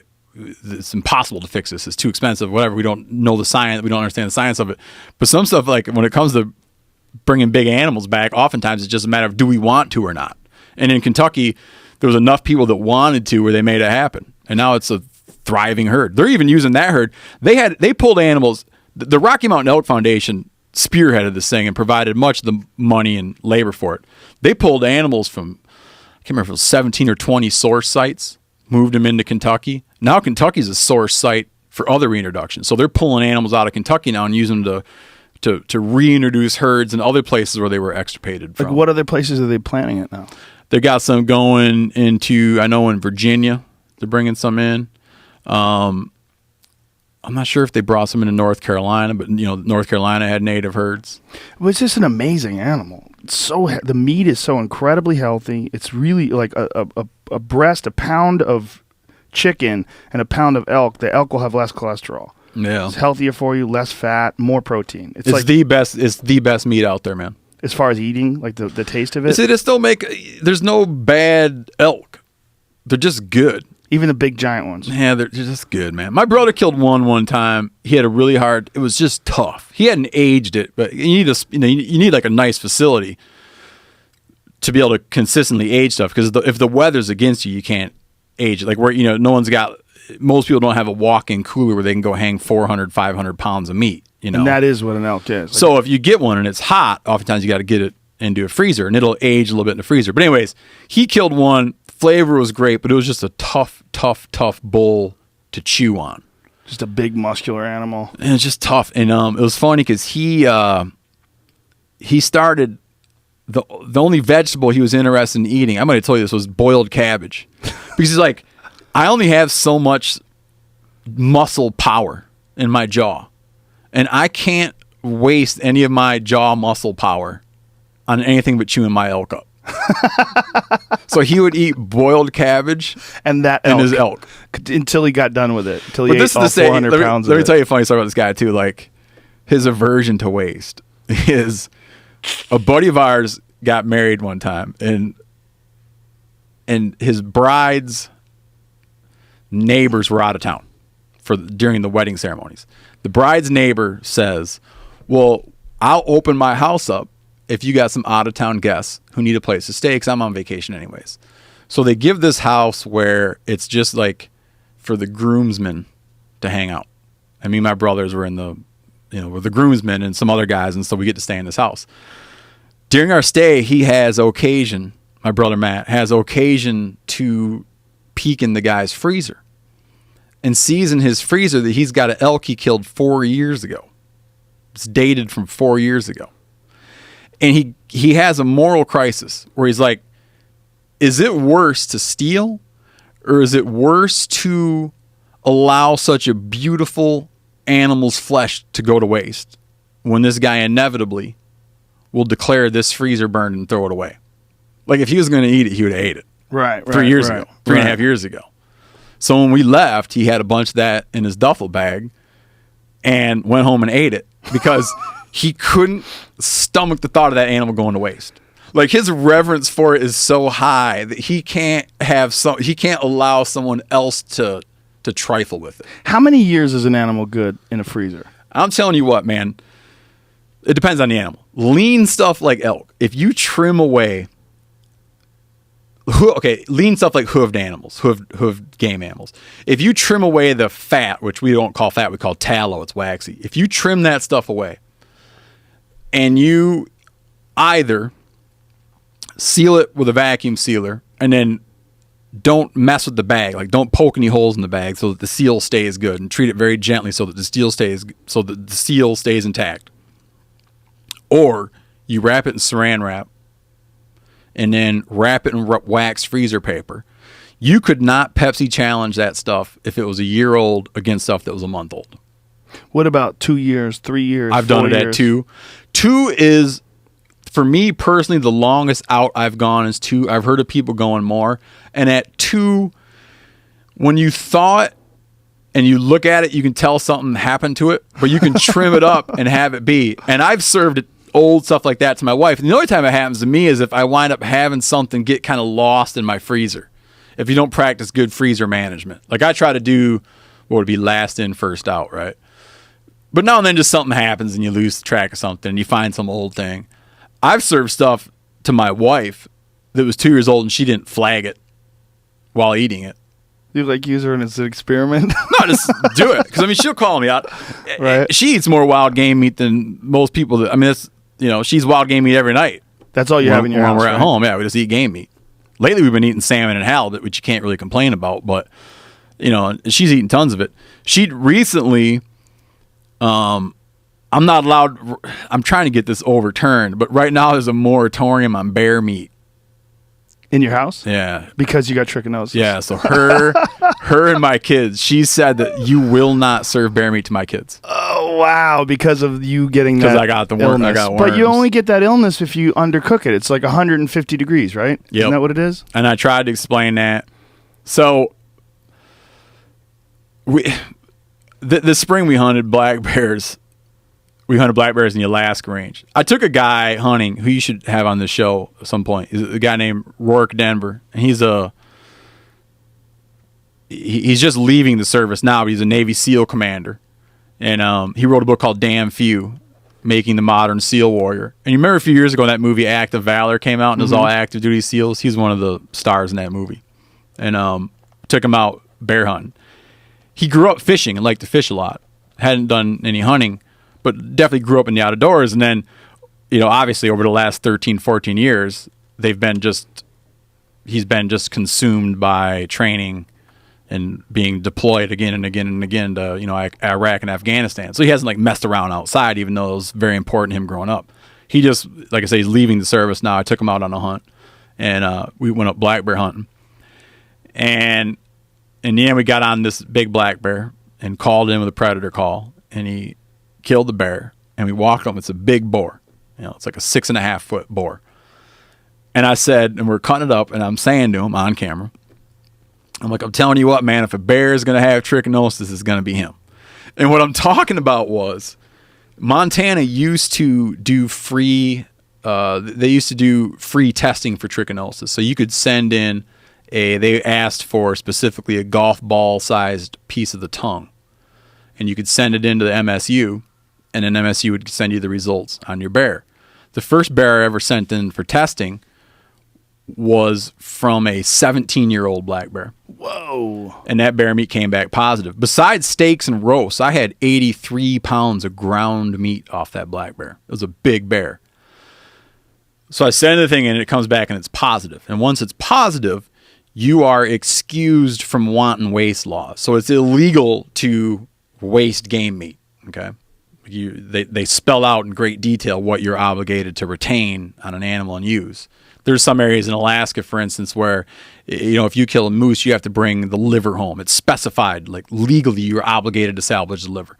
So they send a thing saying, we're not going to give you a new bear tag, but you're excused, and if you want to discard the meat, you can discard the meat.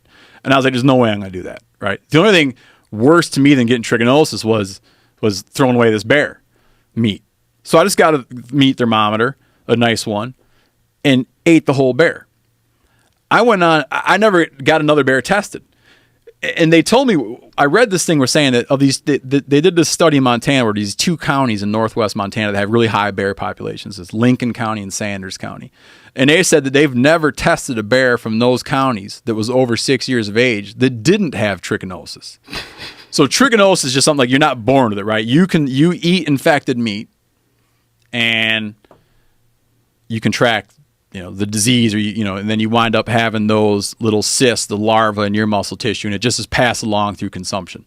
It's the reason you're supposed to cook pork to well done.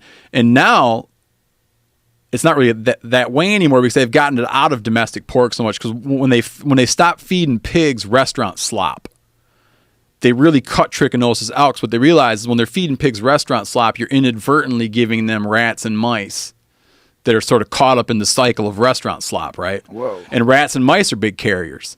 So once they got rid of, then once they made it illegal and they had like only that USDA inspected pigs are feeding on controlled sources, not stuff from, garbage pails. I used to wash dishes at the summer camp when I was a kid, and every day a pig farmer came and got all the food scraps. And he fed them and he was selling inspected pork.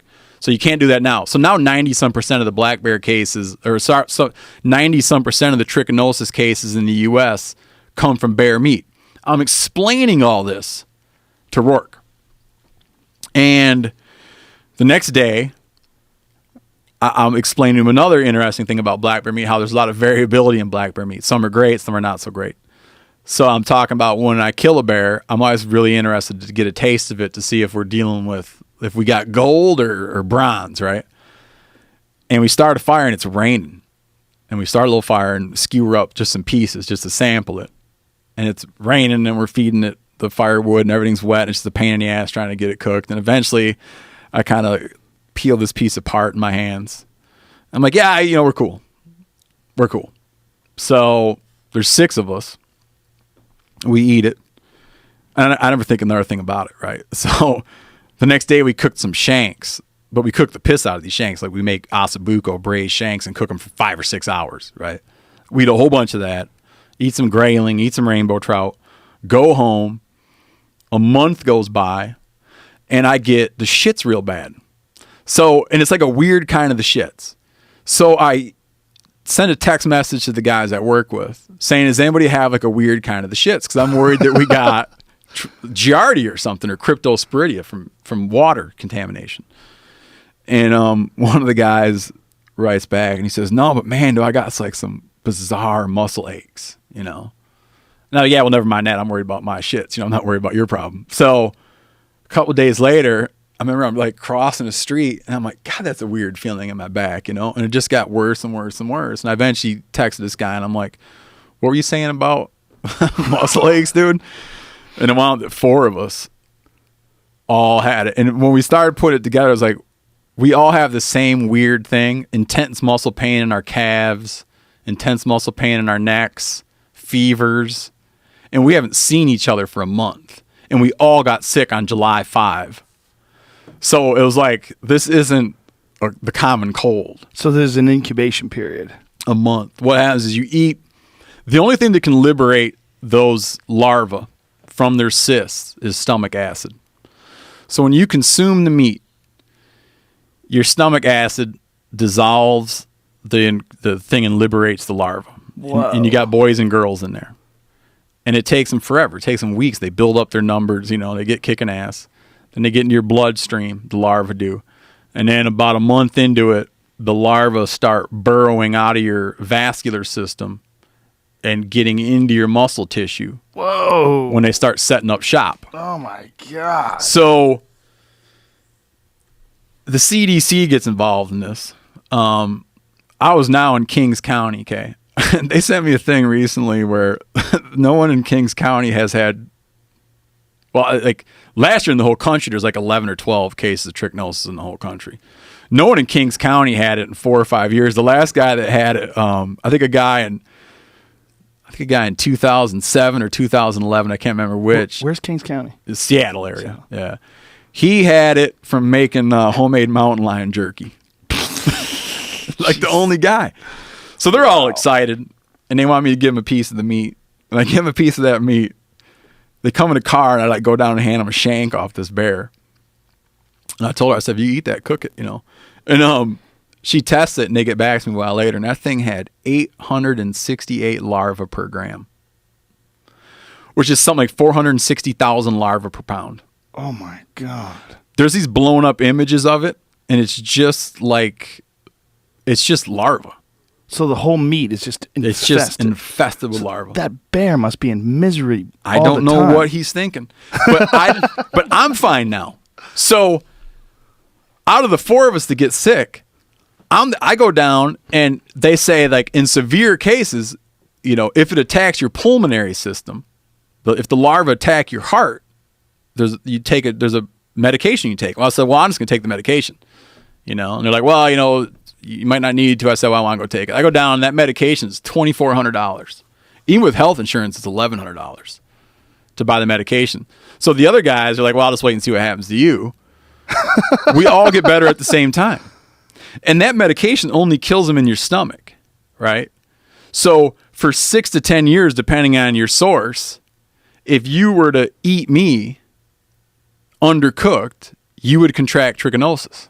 Whoa. So I don't know if that means I have 868 larvae per gram. I just have a hard time fathoming that. But we're all positive, like we're positive carriers.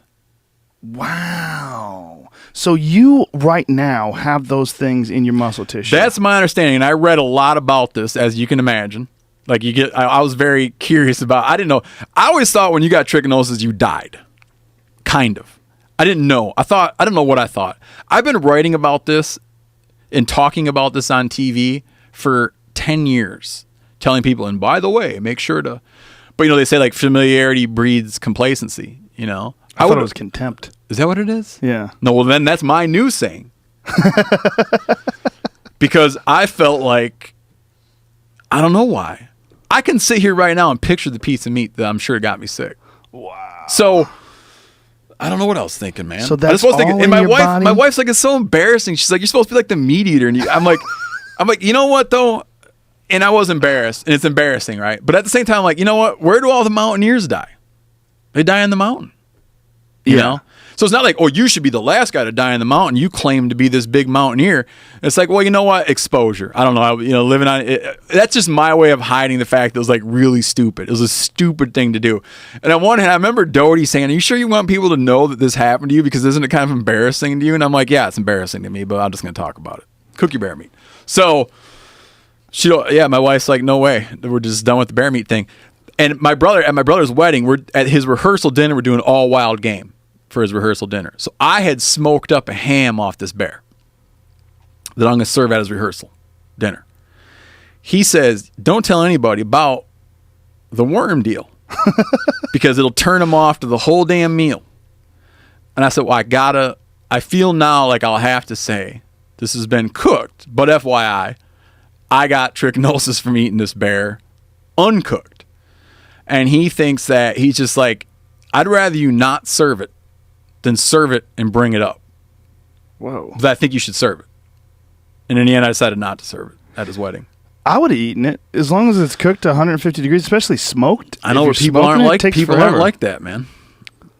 People aren't like that. I smoked that ham from that pig that we shot, and I Cooked did it to finish. Your method with the brine. Oh my God, it was some of the best tasting meat I've ever had. It was unbelievable. I'm telling you, man. And that son of a bitch probably has. I mean, not probably, but there's a very good chance he's got it. They eat meat.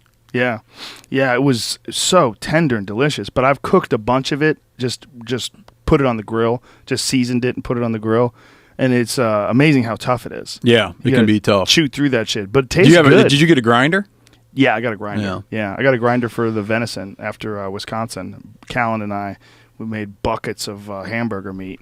That's good. Oh, it's so good. And you can grind up that wild pork too. Yeah. I'd be curious just to take a piece of that wild pork and send it in and see if it has trichinosis or not. Do you want me to? I'll send it in. I don't know. I mean, what is that? I don't know. What would you do with the information if you knew? Make sure I did what I'm already doing, I guess. Exactly. Yeah, exactly. I mean, when I cooked it, the smoked ham, I cooked for like fucking 10 hours or something crazy. Yeah. It took forever. And you get it up to the right temperature. Yeah. Some people even say, like Harold McGee's Science and Lore of the Kitchen, or Science and Lore of Cooking, whatever it is. It's like the science of food and food cooking and ingredients. It's a phenomenal reference book. In there, he says it seems to be, I think that it was in his book, he says it seems that there's evidence to suggest that freezing kills it. Though the USDA still sticks to that guideline of cooking temperature. But that like prolonged freezing kills it. But a couple years ago, a couple guys got trichinosis from walrus meat in Alaska. Fucking walrus. Yeah. So, however, that son of a bitch got it. But the walrus had it. And they think that there might be, that this worm is Trichinella spiralis, I think is his name. I got pictures of the thing on my phone, what the worm looks like. So, that there's they think there might be some northern varieties in walrus and polar bear that are less susceptible to freezing. And that perhaps that freezing is not to be relied on when killing these worms.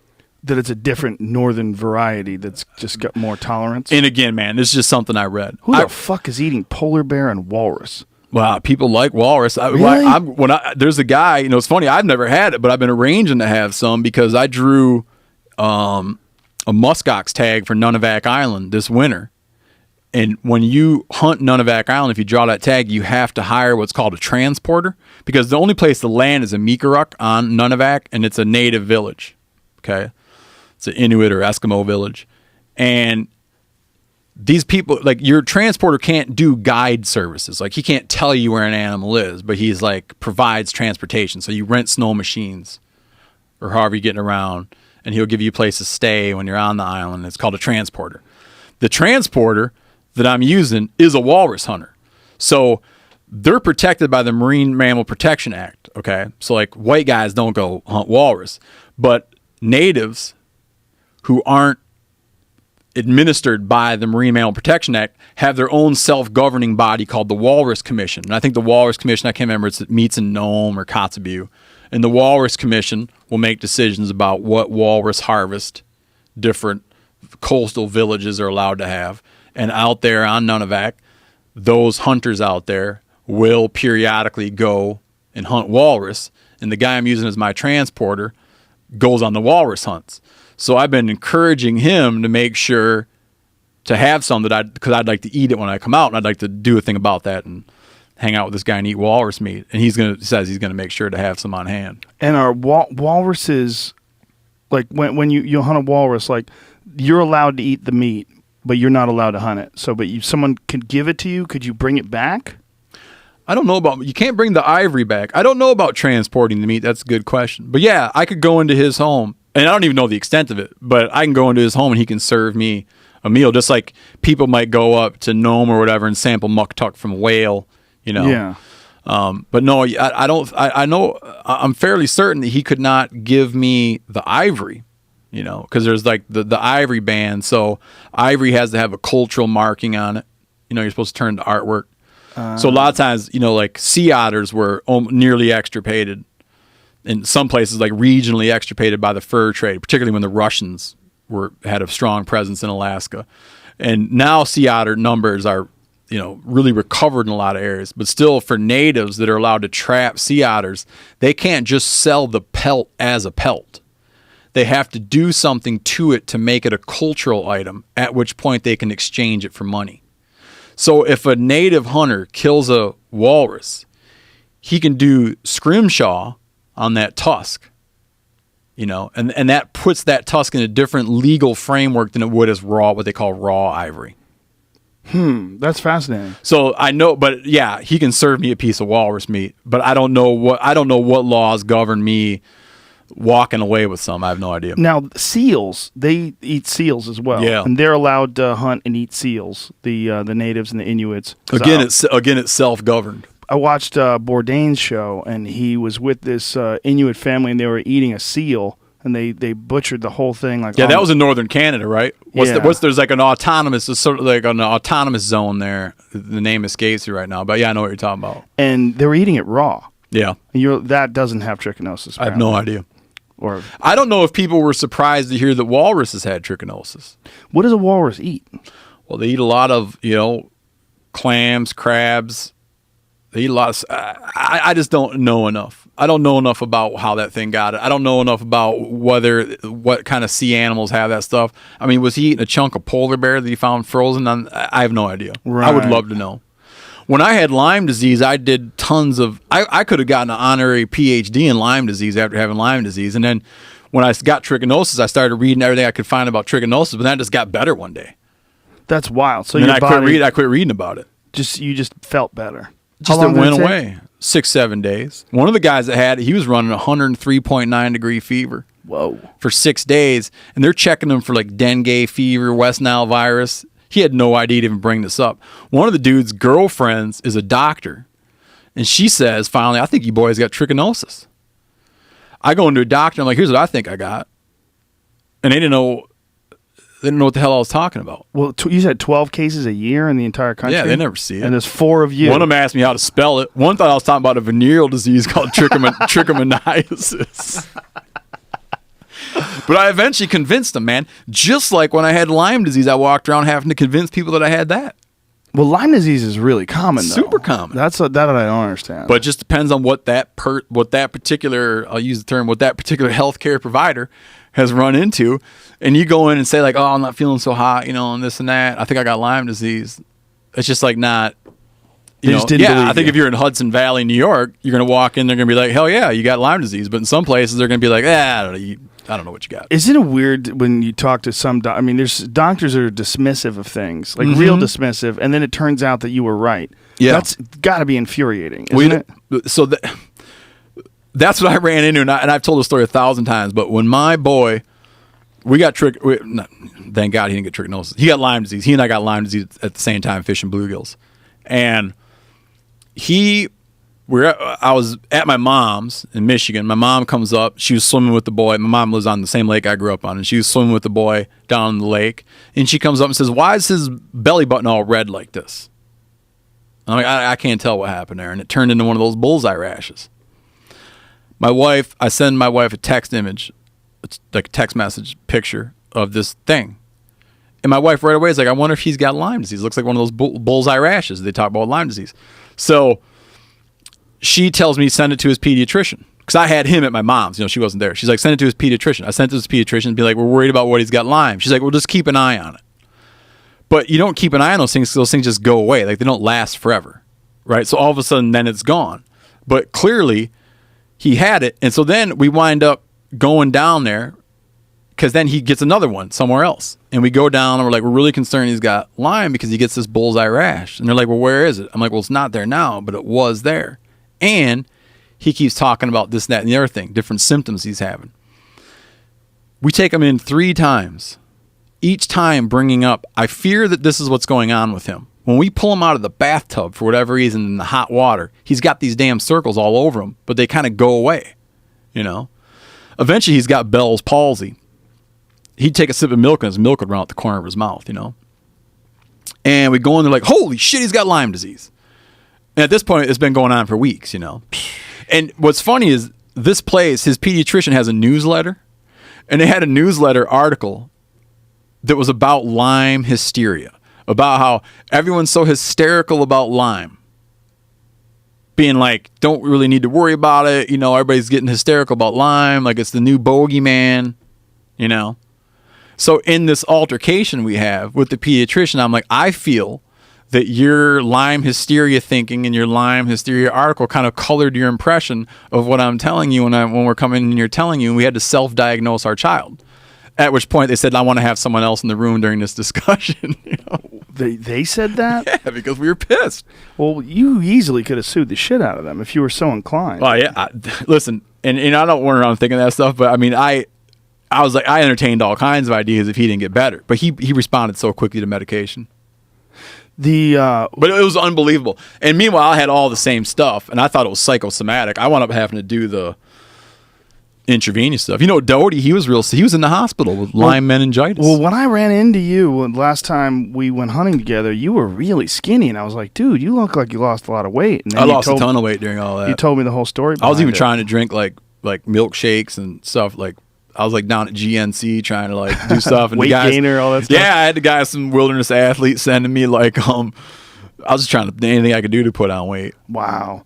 There was It knocked my dick in the dirt bad, man. I bet. Yeah. I've heard nothing but horror stories about people getting Lyme disease. Nothing but horror stories. It's just and then not only that, your body doesn't really ever get rid of it, right? No, it's unclear, and if you like the established scholarly consensus on Lyme, I think is still this, that there's no such thing as chronic Lyme, is what they'll say.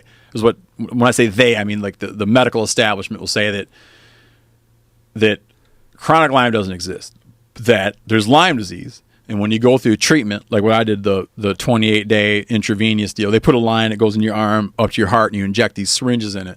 Like when you get done with that, you do not have those bacteria in your body anymore. If you go to a Lyme specialist and you tell a Lyme specialist, I have chronic Lyme, I met one. I tried to get in to see one of these Lyme specialists, and she said categorically, I don't see chronic Lyme patients. I see acute Lyme patients.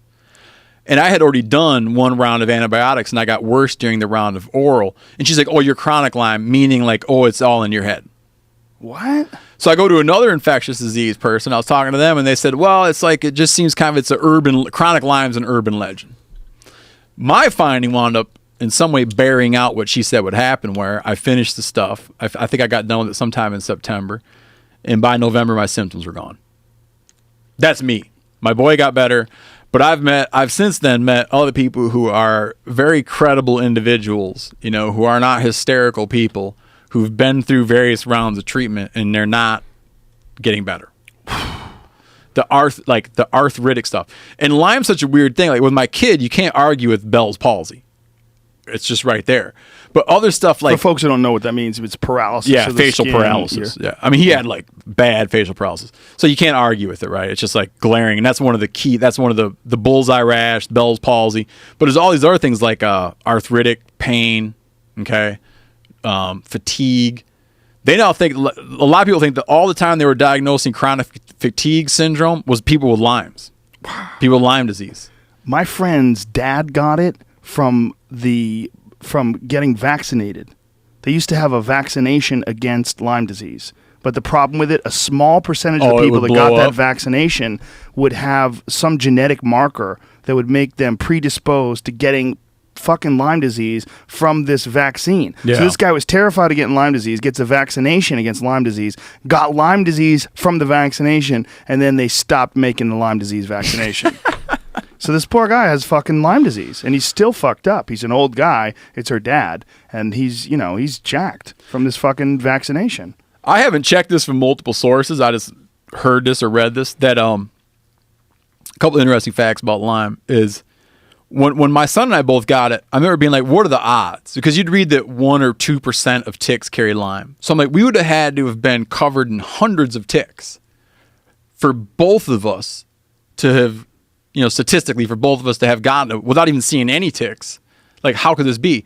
I later read that in that area, in New York, in that area in Hudson Valley, they've done some stuff where 60 or 70% of the ticks have Lyme. And they used to chronicle 30,000 confirmed cases, every year. I think last summer they were close to 300,000. Whoa. It's just blown up. And it's not so much that it's blowing up in new places. It's just that it's becoming like much more common in other places. And isn't there a direct correlation between overpopulation of deer and these ticks? Some people say that because it's like in that thing's lifespan, it gets on deer. But I've heard other things that even just like rodents, so like smaller furred animals. I'm not really clear on that, man. I don't really know. I know that when you look at places that have it, you're looking at places that have a lot of deer, but I don't know if you had a third as many deer, if you'd have higher or lower, or if you'd have necessarily lower infection rates. I can't answer that. But Doug Duran, who I think last summer twice he got put on the immediate antibiotics, because now when you find one of those ticks buried in you, if you go into a doctor, and if you're not weird about medication, the doctor's just going to give you a super heavy dose of antibiotics that kills it before it gets a hold of you. If you wait like I did, it gets into your nervous system. So I even had for a day, I had amnesia where I'm sitting at my desk and I get up to do something and I sit back down and I didn't know who wrote what's on my computer. Whoa. I started I knew I had to write about a subject because I knew that before the amnesia kicked. I lost the whole day. I lost like 8 hours of time. And I knew that I was supposed to write about a subject. And here was a thing on my computer about that subject. I started taking sentences. And first I took a big block, like a paragraph of text, and put it into Google to try to find how I cut and paste, how I managed to cut and paste an article on the subject I was supposed to be writing about into a Word document. But there's no match. Then I just start taking like little blocks of words in quotes, and there's no match. I'm like, this is not from online. Then I start thinking that one of the guys I work with, I thought this guy, Jared Andrukanis, who was near there, who works at ZPZ, I started thinking that he somehow is playing some joke on me where he came and wrote about what I was supposed to write about. On my desk, I also have a book, one of my favorite hunting books called Hunt High by Duncan Gilchrist. And on it, I had written Mark Boardman, Vortex Optics. Okay. I look at the book. I know the book. I know who Mark Boardman is, but I can't imagine why Mark Boardman's name would be on a sticky note on that book. And I look at my other hand, and on my hand, I have LOP written. And LOP is a term, length of pull. It's a firearm term. And a guy wanted a length of pull off a firearm. And I wrote LOP on my hand. I looked at my hand, I'm like, I didn't know who put that there, how long it had been there, what it meant. And I tried to get home and couldn't get home. You couldn't figure out. I got on the wrong train, got off at the wrong spot. We were living in Brooklyn. Got off at the wrong spot, came up, recognized a like a sporting goods, like a sports place called, I can't remember, it doesn't matter what it's called, like a sporting goods place. And called my wife and told her that's where I was. And then all of a sudden things started making more and more and more and more sense. Wow. Dude, it was wild, man. I thought I was dying. I thought I was dying. We did an episode of that Joe Rogan Questions Everything show on Morgellons. Morgellons is this disease that most doctors dismiss. They think that the people that are saying they have this, that there's something wrong with them psychologically, that they have some sort of a psychosomatic issue, and that what they're really doing is scratching themselves until they create these abscesses. Gotcha. And then sometimes even putting things in their skin and then claiming that these things have been growing out of their skin because they found like carpet fibers and stuff in their skin that these people sent in. But then when we went to these conferences where these people would meet that have this Morgellons issue, you realize you're also talking about some seriously educated people, and some of them that are doctors. And one of the doctors that we talked to said there is a direct correlation between Morgellons disease and people who have Lyme disease. Oh, is that right? And what he said is, very intelligent guy. So he wasn't a nutter. And what he said is that he believes that there's a neurotoxic effect that you get from Lyme disease, from some strains of Lyme disease. Because the way he said was, if you look at Lyme disease, he goes, you're not looking at, like, if a tick infects you, you're not looking at just Lyme disease. But it's possible you might have gotten 10 different things. Oh, yeah, from man. that I tick. learned about a lot of that stuff. Yeah, and that one of those 10 different things is causing this neurotoxic effect that literally is making you go crazy. Yeah. So when these doctors are examining these people and they say, oh, they're crazy, they think that carpet fibers are growing out of their skin.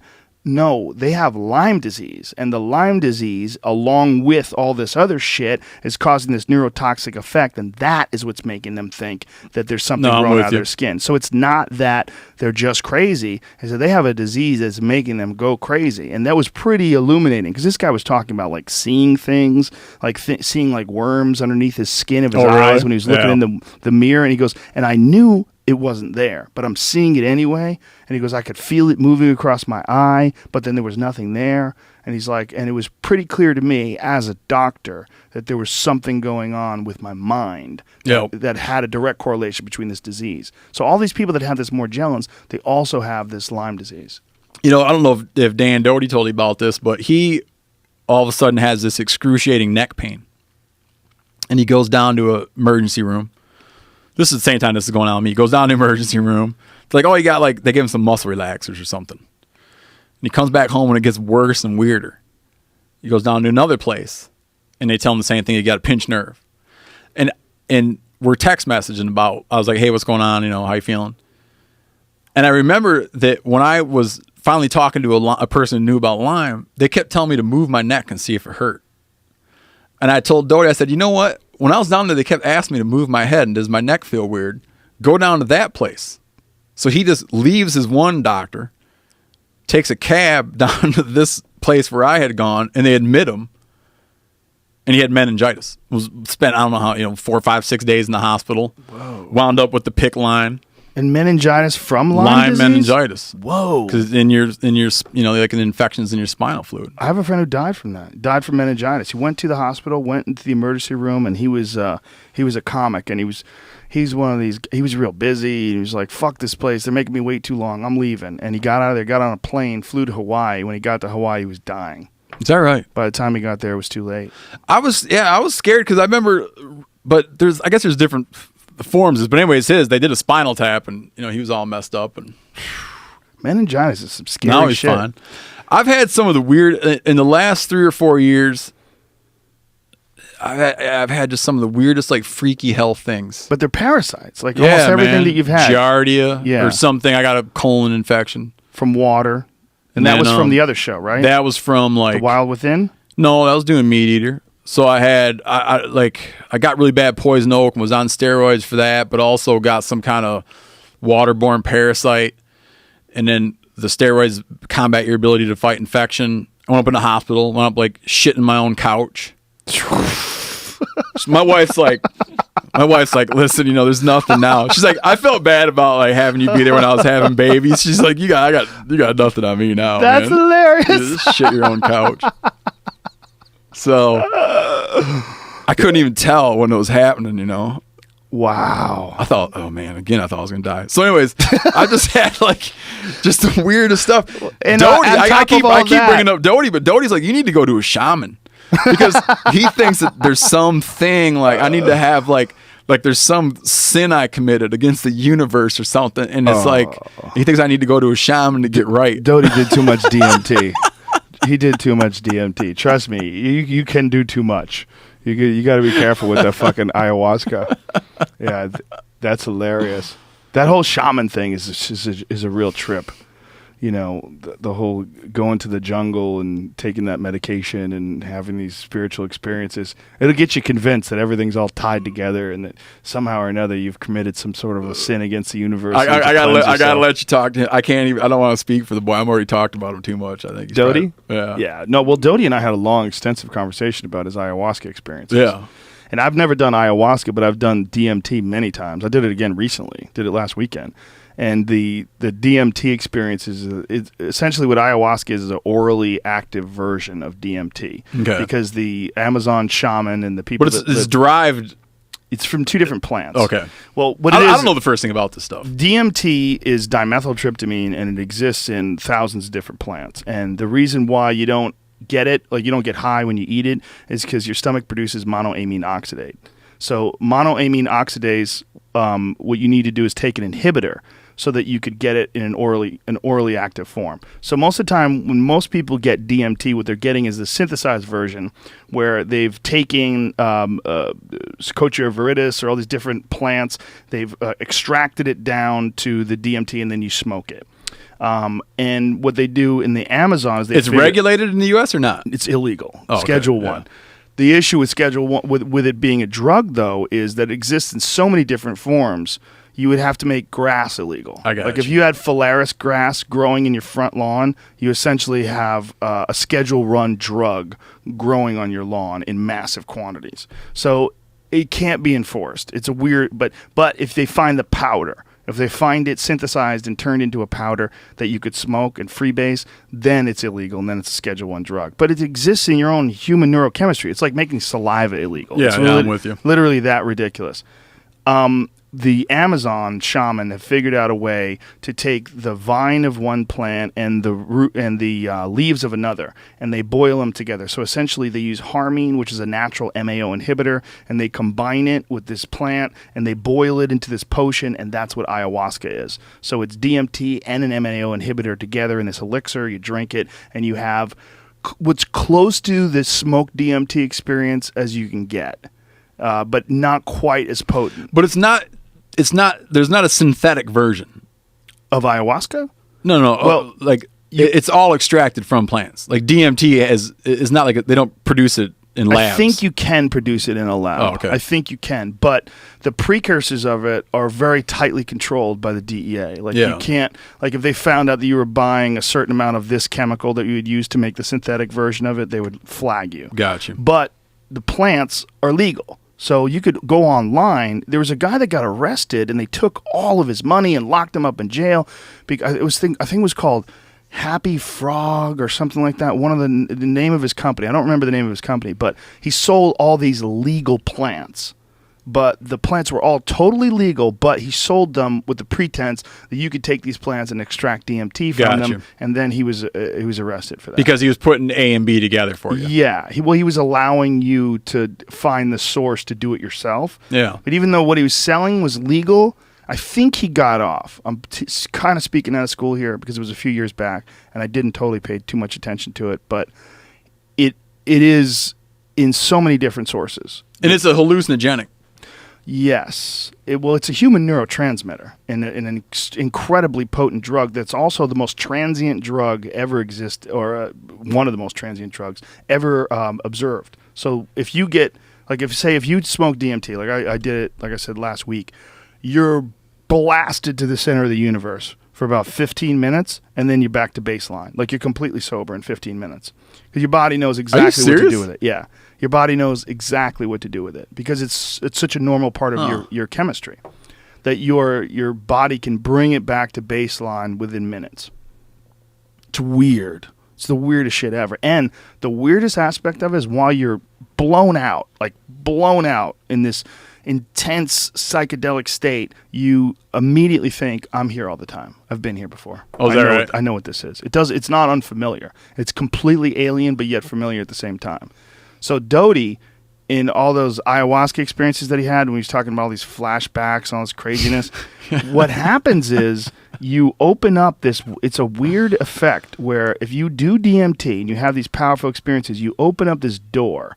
And I don't know what the chemical effect of it is or what the mechanism is, but something happens when you open up that door where you can open up that door again, even in a dream. And so the speculation is that what happens when people have like near-death experiences, when people have alien abduction experiences, when people have these crazy things they say happen to them, most likely what it is some sort of a weird endogenous dump of DMT. Like, you know how something can happen to you and you get this crazy adrenaline rush? Yeah, they believe that it's possible that something can happen to you and you get a crazy DMT rush. And that it's very difficult to access, but that it's a function of the brain and itself. It's causing you to, for lack of a better word, it's causing you to trip. Yes. But you might perceive it as a memory. You could perceive it it feels as real, if not more real, than reality itself because it's intensely colored and brightly lit, and there's no borders to things, but yet there are. It's very, very, very difficult to describe. I'm doing a terrible job of describing it. And all around you, it's alive with entities, and these entities are communicating with you both with sound and with visual cues. It's a very, very, very weird trip. Like you think in a negative way, or if you try to control it, they'll like literally shake their finger at you and go no no no no no no no no no no no no. But then if you get it right, it calms down. Like it's like a lesson in how to think. It's a very, very bizarre trip. The most bizarre out of all the psychedelics by far. The way I describe it is mushrooms times 1,000,000 plus aliens. Yeah, it's the mandala. It's the center of the mandala of all. This is how McKenna described it. The mandala of all the different psychedelic experiences. The center of it. The literally the fucking point zero. The event horizon of that is DMT. So do you feel like to do it? Do you feel like you're being recreational or constructive? Constructive. I try not to do anything recreationally. I smoke a little weed recreationally, have a drink recreationally, but I think psychedelic experiences, they're so beneficial. I've gotten so much benefit out of them that I don't like. I feel like it'd be a waste. Do you mean like personally or as a performer? Personally. Yeah. Well, as a performer, eventually, personally first, and as a performer, I benefit from the whatever I get out of it personally. Yeah. Because it's all tied together. No, I'm with you. But you don't think of funny jokes or something. No. The people don't tell you funny jokes that you can put into your act. nope.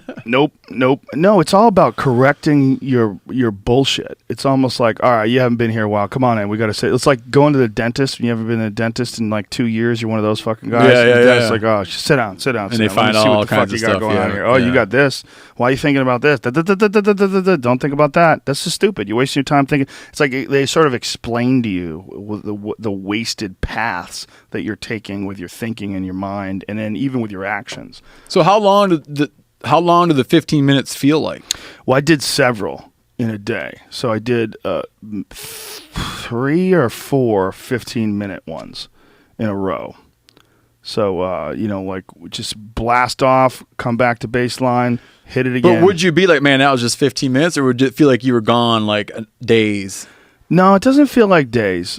It feels like it's when you're in the state itself, it almost feels like time doesn't exist. Like you're not seeing, unless you think about it too much. Like sometimes I'll think about, like, I don't want this to end so quick.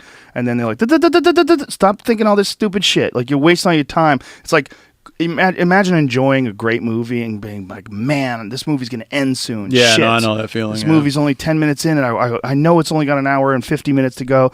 Shit, I wish it could go on forever. That's a wasted thought. Like, why not just be in the moment and enjoy it? So it's, that expression, be in the moment, is like so overdone and hippie and fucking yoga. Like so many people say things like that and it just makes you moan, like, oh, you shut the fuck up. Because it's like, it's so cliched and annoying when they say it. But I know what you're saying. There's wisdom in it, unfortunately. There's Yeah. just so many of these fucking fake spiritual people that clog up all these words and they ruin some of these definitions because, just be in the moment, find your center. Oh, fuck you. Okay, I'm not listening to your... Like, I used to take yoga from this guy that was a total bullshit artist. He was a good yoga instructor, but he was intoxicated by the fact that he was teaching yoga and that all these people came to him and his ego would feed off of this yoga class to the point where he would say all these things and you would see people roll their eyes. Like my wife used to hate him because he was so cheesy and he would like kind of hit on the ladies that would be there and he wound up fucking some dude's wife and it was like a disaster. Left his wife and she left her husband and now they're miserable together. It's like he was like a fake spiritual guy. And these fake spiritual people, they have this way of ruining a lot of like really wise notions. And one of them is because living they in the use moment. it as they're using it as a tool. Well, it's like, or they're claiming to be enlightened when really they're just a student on the path and maybe they have some good ideas along the way to enlightenment, but they're not quite there. Yeah. There's a lot of that, man.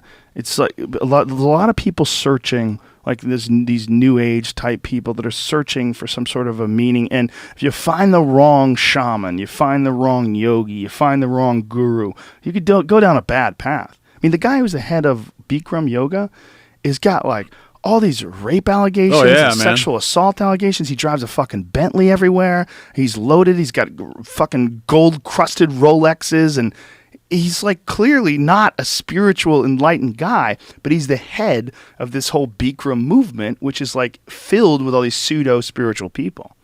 I was sitting there one day reading a book, reading Al Sharpton's most recent book.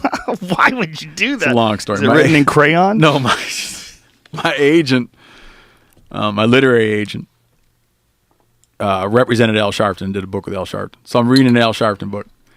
And I'm sitting there, and a guy's coming down the road walking a dog, and he looks like he's like a yachtsman. The guy walking a dog is like clearly a yachtsman, like that's his world. And he comes up and says to me, I had a meeting with him one time, and he came up in a chauffeured car, and he had a Rolex watch on. And he proceeded to tell me how he lives on a $23,000 a year salary. Wow. It was I don't know how old that story was. I don't know how true that story was. But it was kind of like he was sort of like pointing out the, Well, there was a guy once. like an apparent discrepancy. Oh, there's a massive discrepancy. There was a guy once that was on this radio show that I was listening to that was the head of a corporation that was approached by Jesse Jackson because there was something had gone on, something where there racial insensitivity was they were being accused of something that was racially insensitive. So Jesse Jackson came on, and essentially the pitch was, you are going to hire my company to give seminars on racial sensitivity, and it's going to cost you $250,000 a year. And if you do not, we are going to protest you. We're going to make it miserable. We're going to cost you far more than you would spend to have my company come in, the Rainbow Coalition or whatever the fuck. But isn't that extortion? Oh, It's is that extortion. illegal? It's not illegal. Oh. It is and it isn't. I mean, it is illegal if you call it extortion. But what he is essentially saying is it's within your best interest to align yourself with my corporation. It's an out-of-court settlement. Yeah, exactly. Yeah, an yeah. out-of-court settlement that they profit from in an incredible way. But he had like all these crazy demands. Like he wanted to have shrimp cocktail. Like Jesse Jackson had all these like very specific demands as far as the kind of food, the amount of food that he was to be given, what was supposed to go on, what kind of car he was supposed to be picked up in. And you look at Reverend Jesse Jackson. He's a religious man. Well, where's he getting all this fucking money? Yeah. He is a wealthy guy. And he's wealthy by being what they call a race pimp. And that's how this guy was describing it. He's like, he's a race pimp. Like this guy finds these scenarios where something goes wrong, moves in, and then extracts money from the situation. I should send you my Al Sharpton book. I won't read it. You won't read it? Because there's a really good chapter. There's one really good chapter in that book where he talks about how people's positions on things evolve over the years. And I thought that was good. Then there's a really horrible chapter where he talks about how his role in comforting Michael Jackson's family upon Michael Jackson's death, where he sort of presents himself as the great hero. And He's a fool. I think I read, my agent was like, you're the last guy in the world I would expect to read a Sharpton book. But I told him, I said, well, here's the thing. That's probably why I'm reading it. Because all my life I've heard about this guy. I really don't understand who he is or what he does. Well, he's to me. It's just one of these names. It's like he's almost got a name like PETA.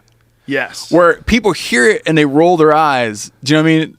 Like it's almost become like he'd cringe to hear someone say this, but it's almost become like he's almost the punchline. Yes, he is a punchline for so many people. Yeah. So many pundits and commentators. Yeah.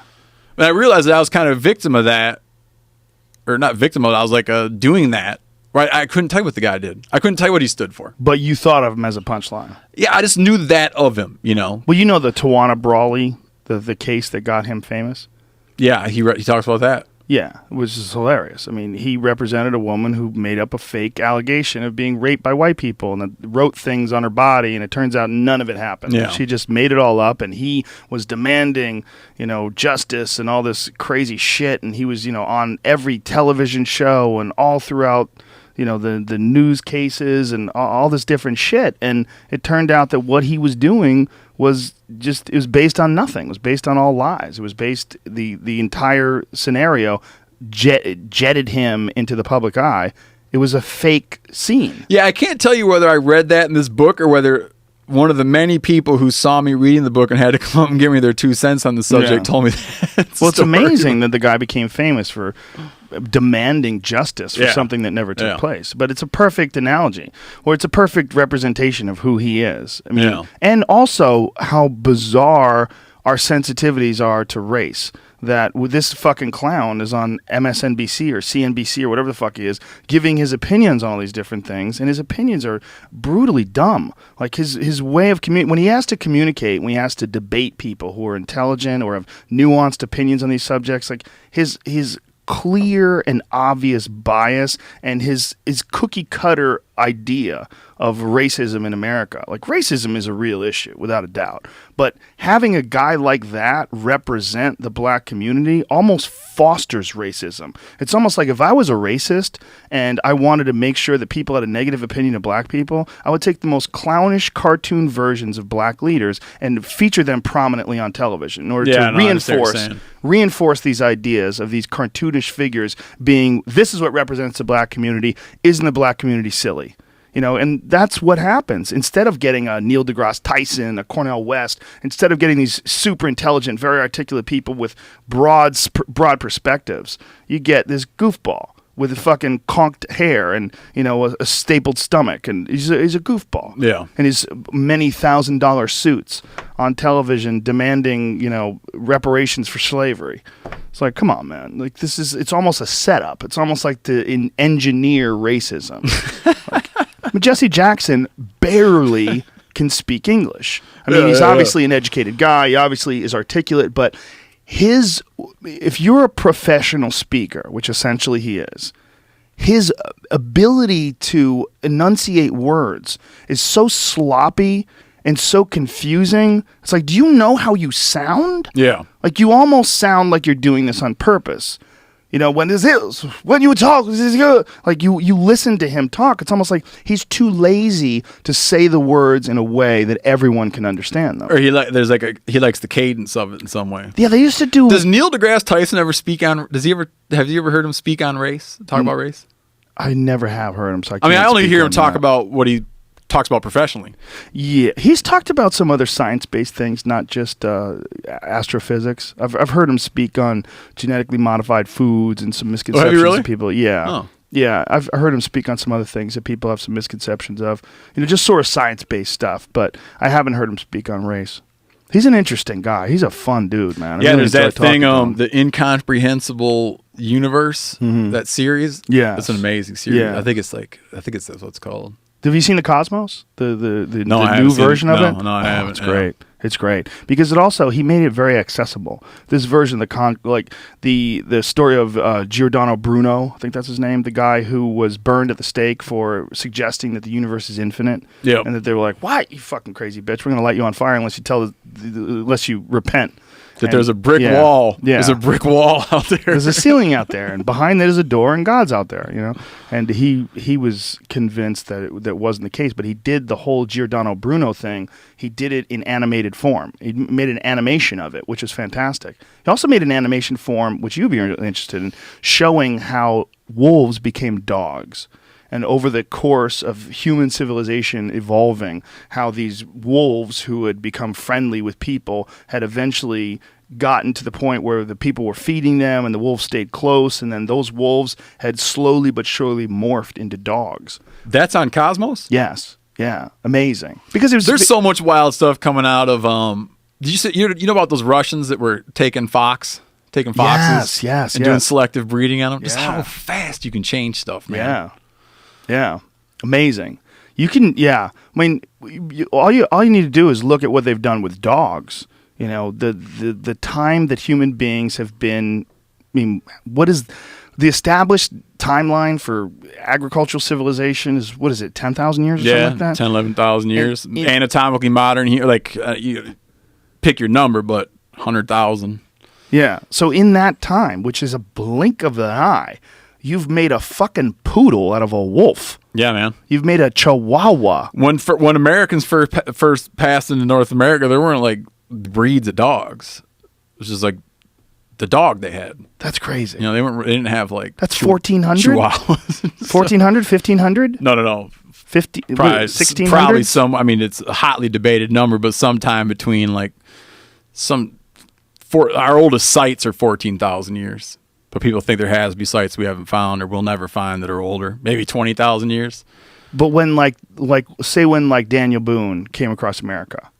Oh, no, they had breeds. They had breeds. Oh, yeah. When did they start having, when is it established? I have no idea. idea. It's so fascinating. There's probably I'm sure there's great stuff written about it.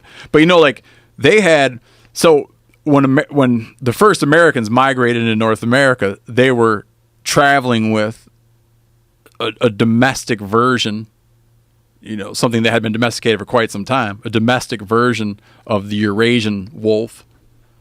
And then they came down, and here you had a number of wild canines, wolves, which the animal they were traveling with could breed with wolves.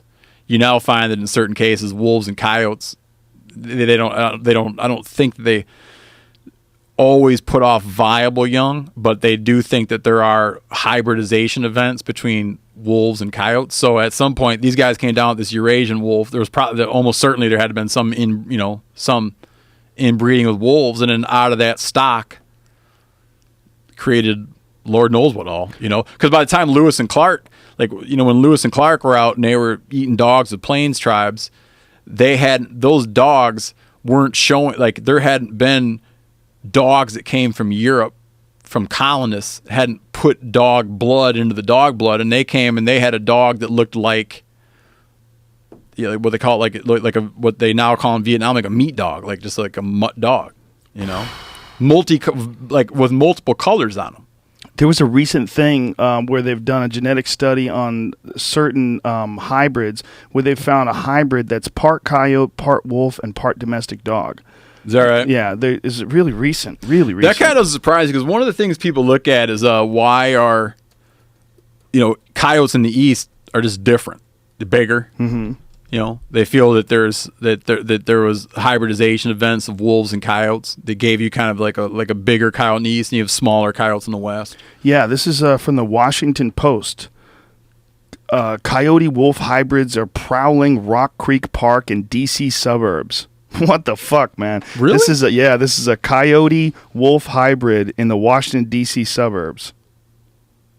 Isn't that nuts? Coy wolves. And they've recently established that wolves have returned to California.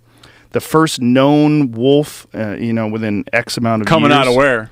I'll find out. Coming right out. now. Is it like the red wolves coming out of Arizona, New Mexico? I'll tell you right now because it's a totally new thing that they've proven. It's from it's where they've established it. The wolf's controversial return to California. It's on Popular Science magazine. Popular opinion is divided on how to manage the gray wolf. So it's a gray wolf. 2011, a male gray wolf called OR7 left his pack in Oregon and traversed 1,200 miles to California, where the sort of travel isn't atypical for gray wolves. The terrain OR7 covered set him apart from the pack. He became the first confirmed wolf in California in almost a century. No kidding. Yeah. And so... Had he been collared in Oregon? He must have been. It's a good question. They must have, right? If they figured out where he is. A guy in Missouri one time killed one outside of his chicken coop he thought was a coyote. That thing had come from Michigan's Upper Peninsula. Well, there was a guy... They crossed the Mississippi. They killed a mountain lion in Connecticut that turned out to be from South Dakota. Yeah. You hear about that fucking thing? I'm telling you, I don't mean to say like I was on this story long ago, but my entire life, this debate about where mountain lions that turn up in the East or where wolves that turn up in weird places, my entire life has been this battle between people who be like, oh, it's escape pets. It's escape pets. And now it's becoming clear that in so many of these cases, it's not. Things just leave now and then, and they have a very clear sense of purpose, and they travel tremendous distances. Yeah, this is OR7. They actually got a trail cam photo of this thing in California. Yeah. Big And it used to, every time someone saw something like that, people be like, oh, you didn't see it, or you saw an escape pet. And you'd think that like every household had a mountain lion pet to account for all the lions. The guys would be like, it was a damn lion. Like, I found where something had killed a deer. I went back the next day and there's a lion sitting there. Be like, it's an escape pet. This is pretty proficient, my whole life has been going on, and now finally, I mean, the guys that have been pushing for this forever finally got to feel a lot better when now that through tracking devices, we're able to go like, yeah, a wolf decided one day, to leave there and go down. There's a grizzly that one day decided to mosey out of the Rockies and made it out into eastern Montana. There's an elk that did usually it's usually these wide ranging predators. They got wolverines that I was just reading the thing about. They had a wolverine. Back up a little bit because this winds up being interesting. They were doing a radio collar study in Alaska about a road. They're thinking about putting a road into the Juneau area. Okay, so they've been doing a study on animal movements in that area to try to anticipate how this road might impact wildlife, and then to see about their migration patterns and movement patterns. They went in and collared a bunch of stuff. They had a radio collared moose fall into a crevasse in a glacier, and then a radio-collared bear tried to go in there and get them out and fell in and died. And I think that was then scavenged by a radio-collared wolverine. They also had a wolverine. Crazy. They had a wolverine collared there get caught by a trapper 250 miles away in BC. Wow. 250 miles it Yeah. walked. Wolverines are really Oh, rare they're to amazing, find, man. right? Yeah, they're they're amazing. rare to find. Like, I'm telling you, by that's one of the themselves. last things of large, like North American fauna. That's one of the last things I'm looking for. You're looking for a wolverine? I have not laid eyes on one. My friends Wow. that Giannis saw one caribou hunting. My brother Danny was hunting spring bears one time and saw wolverines digging through the debris field at the base of an avalanche looking for critters that got swept up in the avalanche. Like, I got a handful of friends that seen one. I haven't seen one yet. Those just badgers and wolverines, those types of animals are so bizarre. Dude, I was driving Ferocious. I was driving down the Hall Road, the Trans-Alaska Pipeline Road, and you're up. Like if you're on that road, like the road that parallels the Alaska Pipeline, Dalton Highway. If you're on that road and you go west, you're not gonna. You depending on your line of travel, you won't hit another road till you're in Europe. And you're in Russia, and then you go the other direction, you're going to get way into Canada before you hit a road. I mean, you're out in the middle of nowhere. Not in the middle of nowhere, but it's very remote relative to anything we can comprehend down here. Driving down that road one time, all out steps a lynx. Whoa. Okay, and it looks like it's like a cat with a baby's face on it, like a human baby's face on it, man. Whoa. And out steps a lynx, and like it's level. It's just like to have an animal look at you like that, and it just with utter lack of comprehension. Like, I can't say this for sure, but more than other animals, you feel that he had never seen that before. Never seen a person. It's just like, usually like you'll see an animal, he cuts out on the road, right? And he sees a car and he gets that like, oh shit, this ain't good, based on whatever experiences he's had or responses that he's witnessed from his mother, okay? Or like some sort of like they kind of get tense. They're gauging risk. But just this thing steps in the road and just looks kind of like this look on his face. And I'm anthropomorphizing here, but look on his face was like, now what in the hell is that? Followed by utter lack of interest and just like left. He's like, he looked, I don't know what that is. I can't see this bringing anything good to me. And then wandered off, and it was one of the weird, like that's the only one I've seen. Look at that thing. They don't even look real. No, man. I'm telling you what. It's so freaky They looking. are so tall. Like Yeah. how tall? This thing is like this high, man. So like 2 feet high? Just, leggy, though. Huge feet. Just a weird look. They're like snowshoe hair specialists, man. They like to hunt snowshoe hair. So it has big feet so they can get through Walk the on snow. the snow.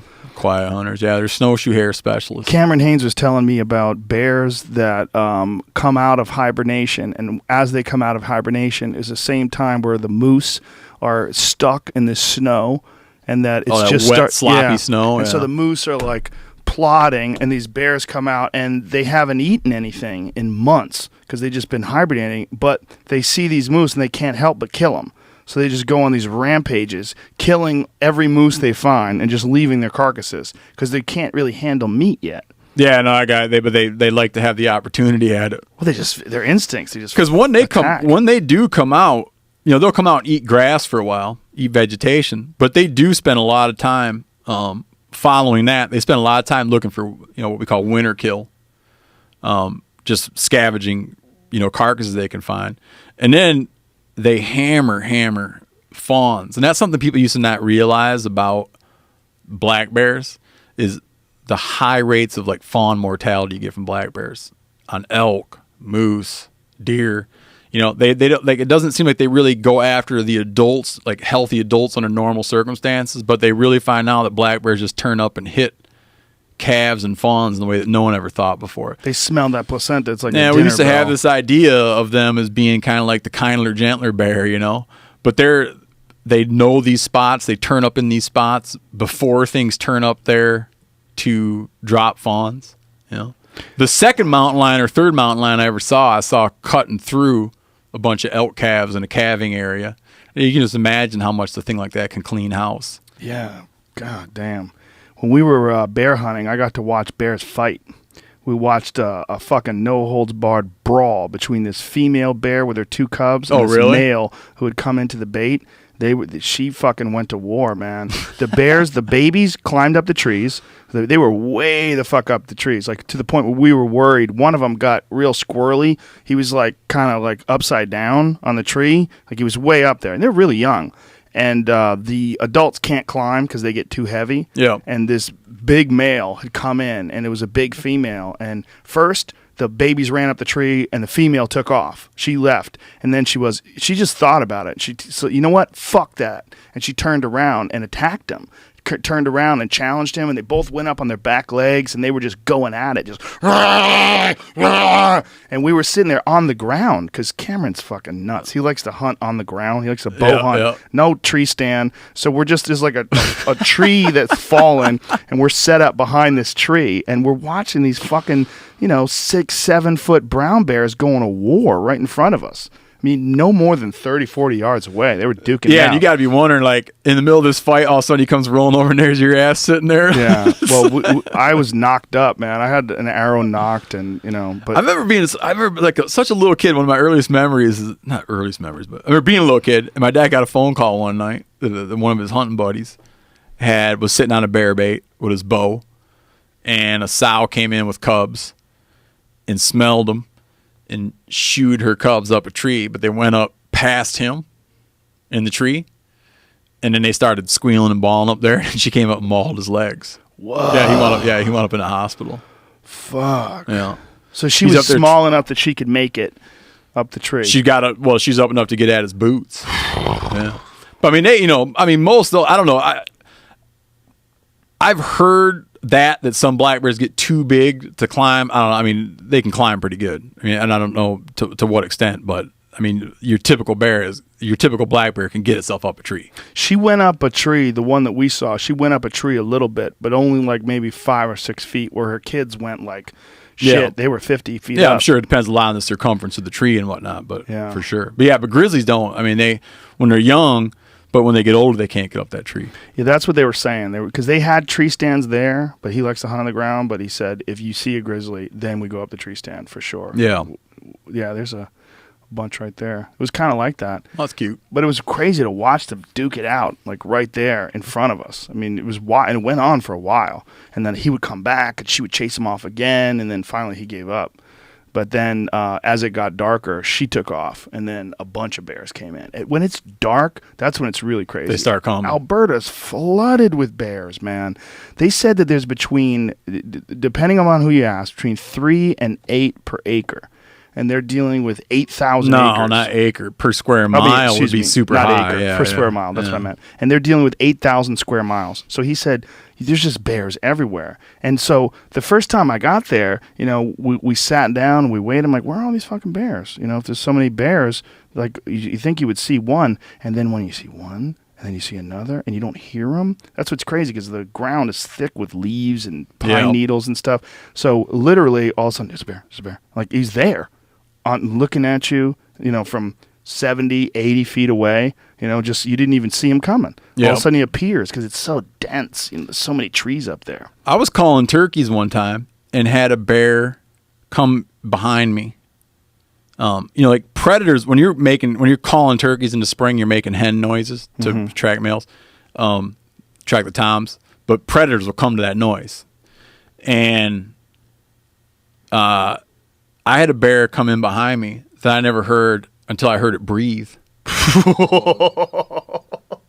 It sounded like a dude. And you're on the ground sitting, I'm right? sitting on the ground, and I hear, I mean, this thing was, right there. Like 5 feet? I heard it breathe over my shoulder. How many feet? Yeah, like from, I don't know, 5, 6 feet. I'm just there. But when I turned, I was scared, but that thing was more scared when I turned. He turned himself inside out, man. Just took off? Oh, yeah, it was amazing. Wow. But it's funny, we're talking about bears climbing trees, black bears and grizzly bears. I wrote about this at some point, but my brother and I were laying on this ridge one time hunting elk, and like during the midday when it's warm, like nothing happens. You know, we'll just go sleep somewhere and wait for the elk to come back out because they go into black timber just to bed down. So there's really no sense, and there's nothing you can do. You just sleep. And at one point I wake up because I hear a noise, and I wake up and there's a black bear standing there, and he goes off down this ridge line. And just goes down off the ridge down toward the valley floor. That night we headed out to go hunt. Elk, and we happened to go in the direction that the bear had went. And my brother still had a bear tag. I had filled my bear tag, but he still had a bear tag. And as we're walking, I hear the noise of its claws on the bark, like a real loud, like barks falling and scratching. You can imagine like what a cat would sound like or something, scratching up something. And I'm like, that must be that black bear. So we go hauling ass up the tree thinking that we'll maybe get the bear up the tree and be able to check it out. But we run up there, it's not a black bear. It's a sow grizzly standing there, and she's got 2 cubs that are about 4 or 5 feet up this tree, and she's standing there at the base of the tree, and she woofs at us like a dog. Like a woof. Barking, And those cubs come down the tree, and we're just standing right there, man. And it's like, you can never say it was close to getting scratched unless you got scratched because you don't know what's in the animal's head. But like reviewing it in my head, that was like a very sketchy moment. As that bear is kind of like, because it's like the last thing you're supposed to do, right, is like mess with their cubs. And here we are just running up on there. And when she got those cubs down out of the tree and they started going up the hill away from us, she was taking her paw and moving the cubs with her paw. Wow. Pushing them ahead of her. Wow. Like the same way, like, when you're like trying to get your kids to go where you want, you always Pat put your on their hand, butt. Yeah. you always like got your hand on their head, or Yeah. you're somehow trying to guide them, Wow. Yeah, she's like, get going. Wow. That was wild, man. But she could have spun around and just scratched us. Well, bad. they say that's the big reason why a lot of people, hikers, get attacked, right? It's a female with their cubs. You're just coming across something. Yeah.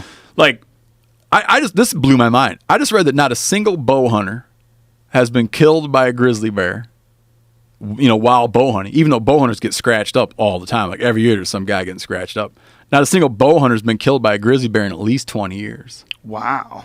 And last year there was like 3 grizzly bear fatalities in Montana and Wyoming. Well, that was one of the things you saw on that hunt show, was how difficult it is to bow hunt for grizzlies, because first of all, the Kodiak Island was very windy. Like these guys were they were taking shots and the arrow would just take off and miss the bear. Windy and it's just miserable and wet. You got to get so close with a bow, man. That's the thing.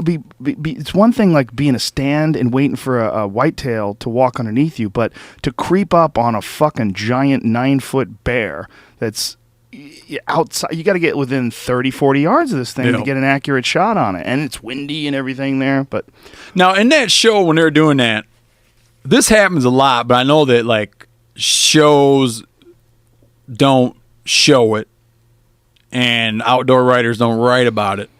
But oftentimes, very often, I can't say it's the majority of the time, but like a very common practice when a guy's bow hunting brown bears is the minute that arrow makes contact with that bear, the guides lighten it up with like a 375 H&H. So they'll shoot it with a gun right after the minute that arrow hits. Yeah, that's probably smart. I mean, I saw that on a show. It was a bow hunting show where this guy shot a fucking elephant with a bow, and the elephant turned and he like, fuck you, and the elephant starts running him, and boom, they shot him in the head with a rifle. And like, he's going to call that, I hunted an elephant with a bow. Like, the fuck you did? All you did was piss an elephant off, and it charged you, and these guides shot the elephant in the head. They killed the elephant. Yeah, I'm not diminishing the balls it takes to get in there. Like, I watched a thing, where Tom Miranda, kills like a big grizzly with his bow, and by any means, like, he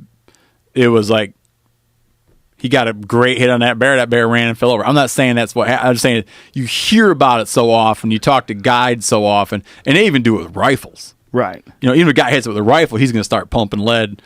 Yeah. Because it's so hard to anchor them. And then they go in those alders and you don't want to lose them. You don't want to go in there after them. Take the initial shot. They consider you shot that bear, and then everybody else shoots it afterwards. And the guide, or whoever can do a follow-up. I really didn't like watching them shoot the elephant. There's something to me about shooting some animals where it's like, I don't get it. Like, why? I don't know why you would travel all the way to Africa to shoot an elephant with a bow while these people behind you rifle it, and you're calling that bow hunting. I wouldn't shoot I couldn't shoot an elephant just because I don't have like a context with the animal. A cultural context. Do you know what I'm saying? Like Right. with North American animals, I find that generally when I go hunt something, I like to have an experience with it and understand understand it. And it would for African hunting, for me to like enjoy it hunting Africa, I would probably want to go there just to have a look around and be there. Right. And then maybe go again, just for me personally.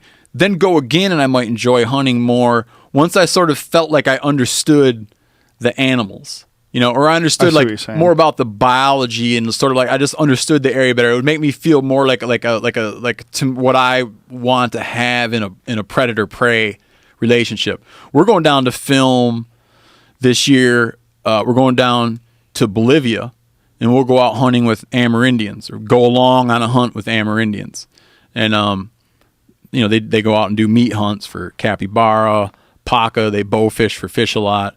One of the things they like to hunt is they like to hunt spider monkeys, And I've always vowed like I'll never eat a monkey.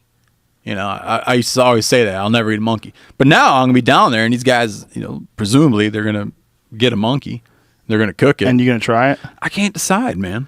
Yeah, I'm not into eating primates. I just feel like, I can't decide what I'll do when I'm sitting there. I would have to be starving. I ate dogs and didn't like it at all. Well, you ate a coyote, which is crazy. That You didn't and Remy bother me Warren. that didn't bother me in like an emotional way. But I'm saying I tripped out emotionally about eating a dog. Right. So I can't imagine what I might suffer to be chewing up a primate.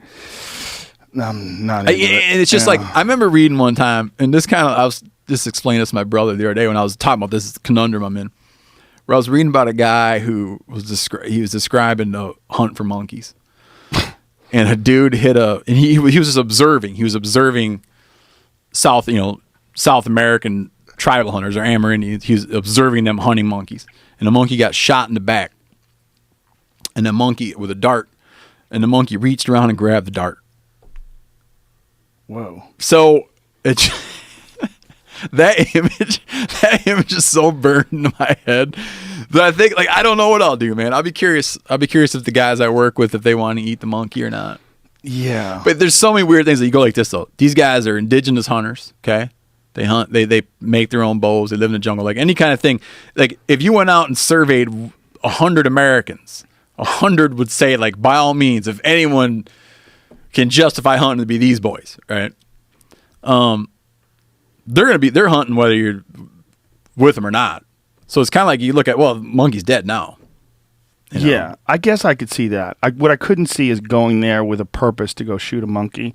I guess if I was there experiencing what it is like for them, and also if they offered me a like if it was part of like you're taken into their home and they're cooking you a meal and they ask you, they serve you what they eat, maybe then I would eat. Yeah, no, Maybe there's no then I would way try I'd shoot. it. There's no way I'd shoot a monkey. Yeah, And by saying that, I don't think that one shouldn't be allowed and whatever. It just depends Right. on the consensus of biologists in whatever area whether it can warrant it or not. But no, I wouldn't. It's just like I couldn't. yeah, I couldn't either. But I know that they have issues with baboons and people. Dude, in Africa, it's just like, I guess I can't get it, but in Africa, you get the sense that people view like baboons almost like how you might like I hate to say it, almost like you might look at like raccoons and opossums that are getting into your dumpster. Yes, but they'll kill a baby. They'll kill a human baby. Is that They're right? Stolen human I don't know babies. the first thing about them. Yeah, Cameron Haynes, who just got back from Africa, he shot a fucking baboon over there. Shot a baboon with a bow and arrow. And I'm like, why would you shoot a baboon? And he's like, they actually encourage you to shoot as many baboons as possible because they're overpopulated and they're really dangerous. That's They're what friends super of mine have aggressive. told me, man. Do the guys in Africa eat the baboons? No. They don't eat the baboons and they don't eat the hyenas. They don't like the hyenas. No. They kill them. They kill them whenever they can because they're so overpopulated, but they don't eat them. But he ate a kudu. He shot a kudu over there and ate that. He said it was amazing. Yeah. He said kudu is like similar, I guess, in a lot of ways to deer, elk, in the way it tastes. The word overpopulated is such a weird word, Yeah. and it's such an abused word. 'Cause whenever I hear that, I always get like, according to whose perspective? Right. Good Because point. again and again, we're told like deer are overpopulated. Like, yeah, I mean, from the perspective of some agricultural interests, deer are overpopulated. From the perspective of auto insurers, deer are overpopulated. From the perspective of Lyme disease activists, deer are overpopulated. But from the perspective of a dude who likes to eat a lot of deer, you might be like, now's the good old days, man. You know what I mean? It's like, this is perfect.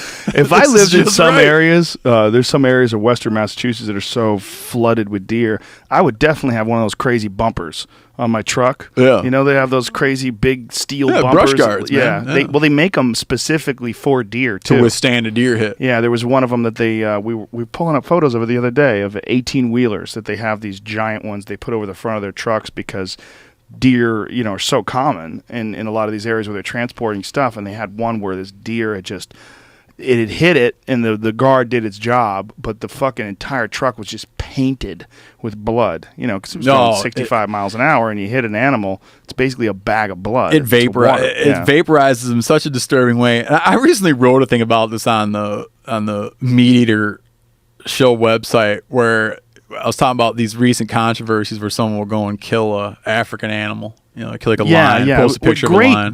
By the way, tell people where they can get that, because I loved your perspective on it, and I loved one of the things that you pointed out about you're seeing all these things where people are getting pissed off, these pretty girls that are going over there and shooting these animals, and a lot of it is sexism. Oh, yeah, man. For a girl to go to African hunt pisses off people way more than for a dude to. And also, for a wealthy person to hunt in Africa pisses off way more people than a middle-class person hunting in Africa, which is just weird, like, it's so beyond the biology. It's just like weird, sexual stuff. It's weird envy, class envy. Mm-hmm. However you want to think it, like whatever you want to determine about the legitimacy of hunting in Africa should really have nothing to do with the gender of the hunter. Yeah. But this thing, like one point I try to make in that thing that I wrote, you could find it if you just go, you could probably even type in like Stephen Rinella, African hunting controversy, or go to themeateater.com, you'll find the article. But a point I make is when people look at someone posing with an African animal, like a lion, I think people look at it and they feel like they see a dead movie star. Because they don't know, like all you know of that animal is sort of wildlife documentaries and then cartoon versions and The Lion King. It's like you feel like you're looking at that. But in America, we drive down the road and we see just like contorted, pulverized deer carcasses. Yeah. You can't escape it. Yes. Yeah. And so I feel like it's never going to be as offensive. When someone sees a dead deer, it's not as shocking to them as be like, it's the animal from the movies. Right. And they killed it. The anthropomorphizing of an animal is a real issue when it comes to that. It really feels to people more like, I remember a friend of mine who worked in the environmental movement, or I shouldn't say that because she was a conservationist. Okay. So she worked in the conservation movement. And she complained about, half jokingly, about charismatic megafauna. So that so much mental energy of Americans gets tied up in the preservation of charismatic megafauna, and those things become such money sinks that we miss opportunities to understand like this vast suite of other creatures out there that doesn't make it onto calendars. And she was, if I remember, I think she was speaking of the amount of research dollars and public interest and things that go into wolves, like understanding wolves, And there's all the other animals that she called as like non-charismatic megafauna. You just can't get someone to like care about them. Yeah. And I think that's one, as far as conservation goes, I think that's one thing that conservation organizations that are based off of specific animals will always tell you is that they're looking at like apex or keystone, cornerstone species. So like a group like the National Wild Turkey Federation or the Rocky Mountain Elk Foundation, they'll point out, they'll be like, yeah, this is about elk. We have an elk on our symbol. You might think that we fetishize elk, but I can tell you this, what's good for elk is good for everybody. Yeah. It's one of the most demanding, like least tolerant things. And so if you preserve elk wintering habitat, you're also at the same time preserving the habitats of so many other species. And you might not say the same thing about if you went and preserved the habitat of, some animal with a more restricted home range or something, it might not blossom outward to offer protection for all these other things. So that's one way in which like the charismatic megafauna thing winds up playing out, is people go like, yeah, but by helping him, I'm helping everybody. So I'd like to have something for my calendar. People have that aversion to trophy hunting. That's one of the other things that drives people nuts about Africa, is that people are going over there for bloodlust. They're going over there just to kill. They want to stuff it and put on their wall this beautiful animal that should just be observed and appreciated for what it is. Yeah. That's something that I struggle with. And earlier I made a term about something being like a semantics thing, because if you go and hunt and you keep something, like you have right here in your studio, you have a deer antler. You got like a deer skull, right? By really any definition, you'd be like, well, that's a hunting trophy. You know, does that make you then a hunting like a trophy hunter, even though you ate the deer? To be a non-trophy hunter, would that mean that you should have thrown that deer head in the garbage in order to be more pure? Or is it more pure that you'd maintain that emblem and pay respect to the animal in perpetuity by having its head here? So it's like you kept a trophy. You kept the meat and kept a trophy. But when people hear trophy hunter, I think what that means in our culture is that someone that just hunts for that purpose. Like he just wants to go kill that thing. And this comes from guys who never hunted in Africa. But so much of the controversy about Africa is that people are going there and killing animals just for the head and bringing them home. In that way, you're probably trivializing the experience, but you're also not really looking at the broad picture of how game gets managed there and the importance that the commodification of wildlife plays in Africa, where here we have publicly owned wildlife, you know.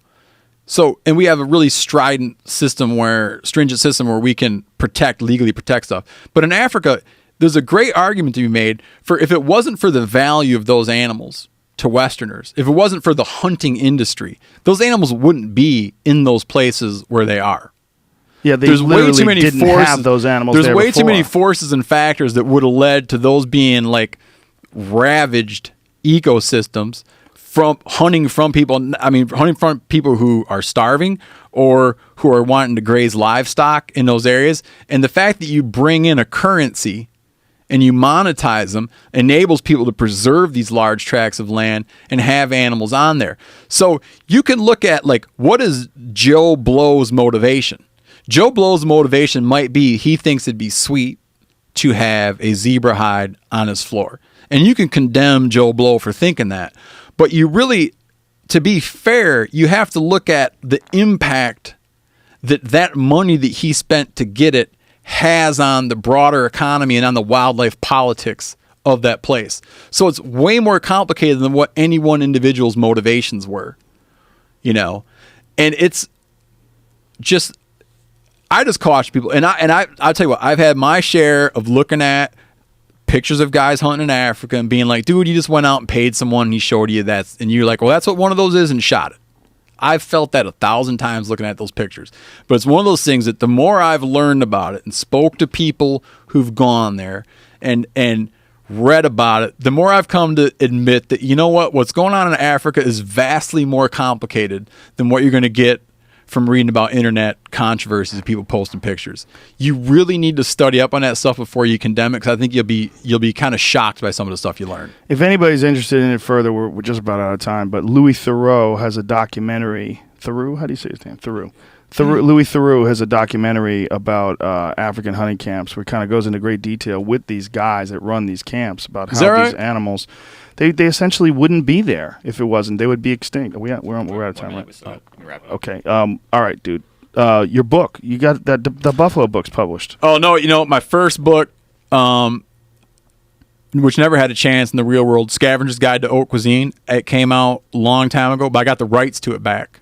Right. And I published it digitally as a Scavenger's Guide. I hope people go read it. It never got read when it came out, not like my other books did, man. And like I said, they just gave me my rights back. So how can they get it? How can someone get it? Oh, it's on every place you can buy digital books. Okay, we'll put Amazon everywhere. We'll put a link up to it after the show, and I also put a link up to the Daniel Boone thing that you did, the animated thing. Oh, sweet, man, Daniel that's great. Boone. Yeah, that was just up. Dude, time flew. It's over. Hey, Thank you for having me on. Anytime, man. Anytime. Wish you lived closer. We do it all the time. Well, you are kind of closer now. And we're going to be real close when we're sharing the same tent. Pretty close. All right, folks. Thanks to our sponsor. Thanks to Blue Apron. Go to blueapron.com/Rogan and get 2 meals for free. Thanks also to MeUndies. Go to meundies.com/Rogan.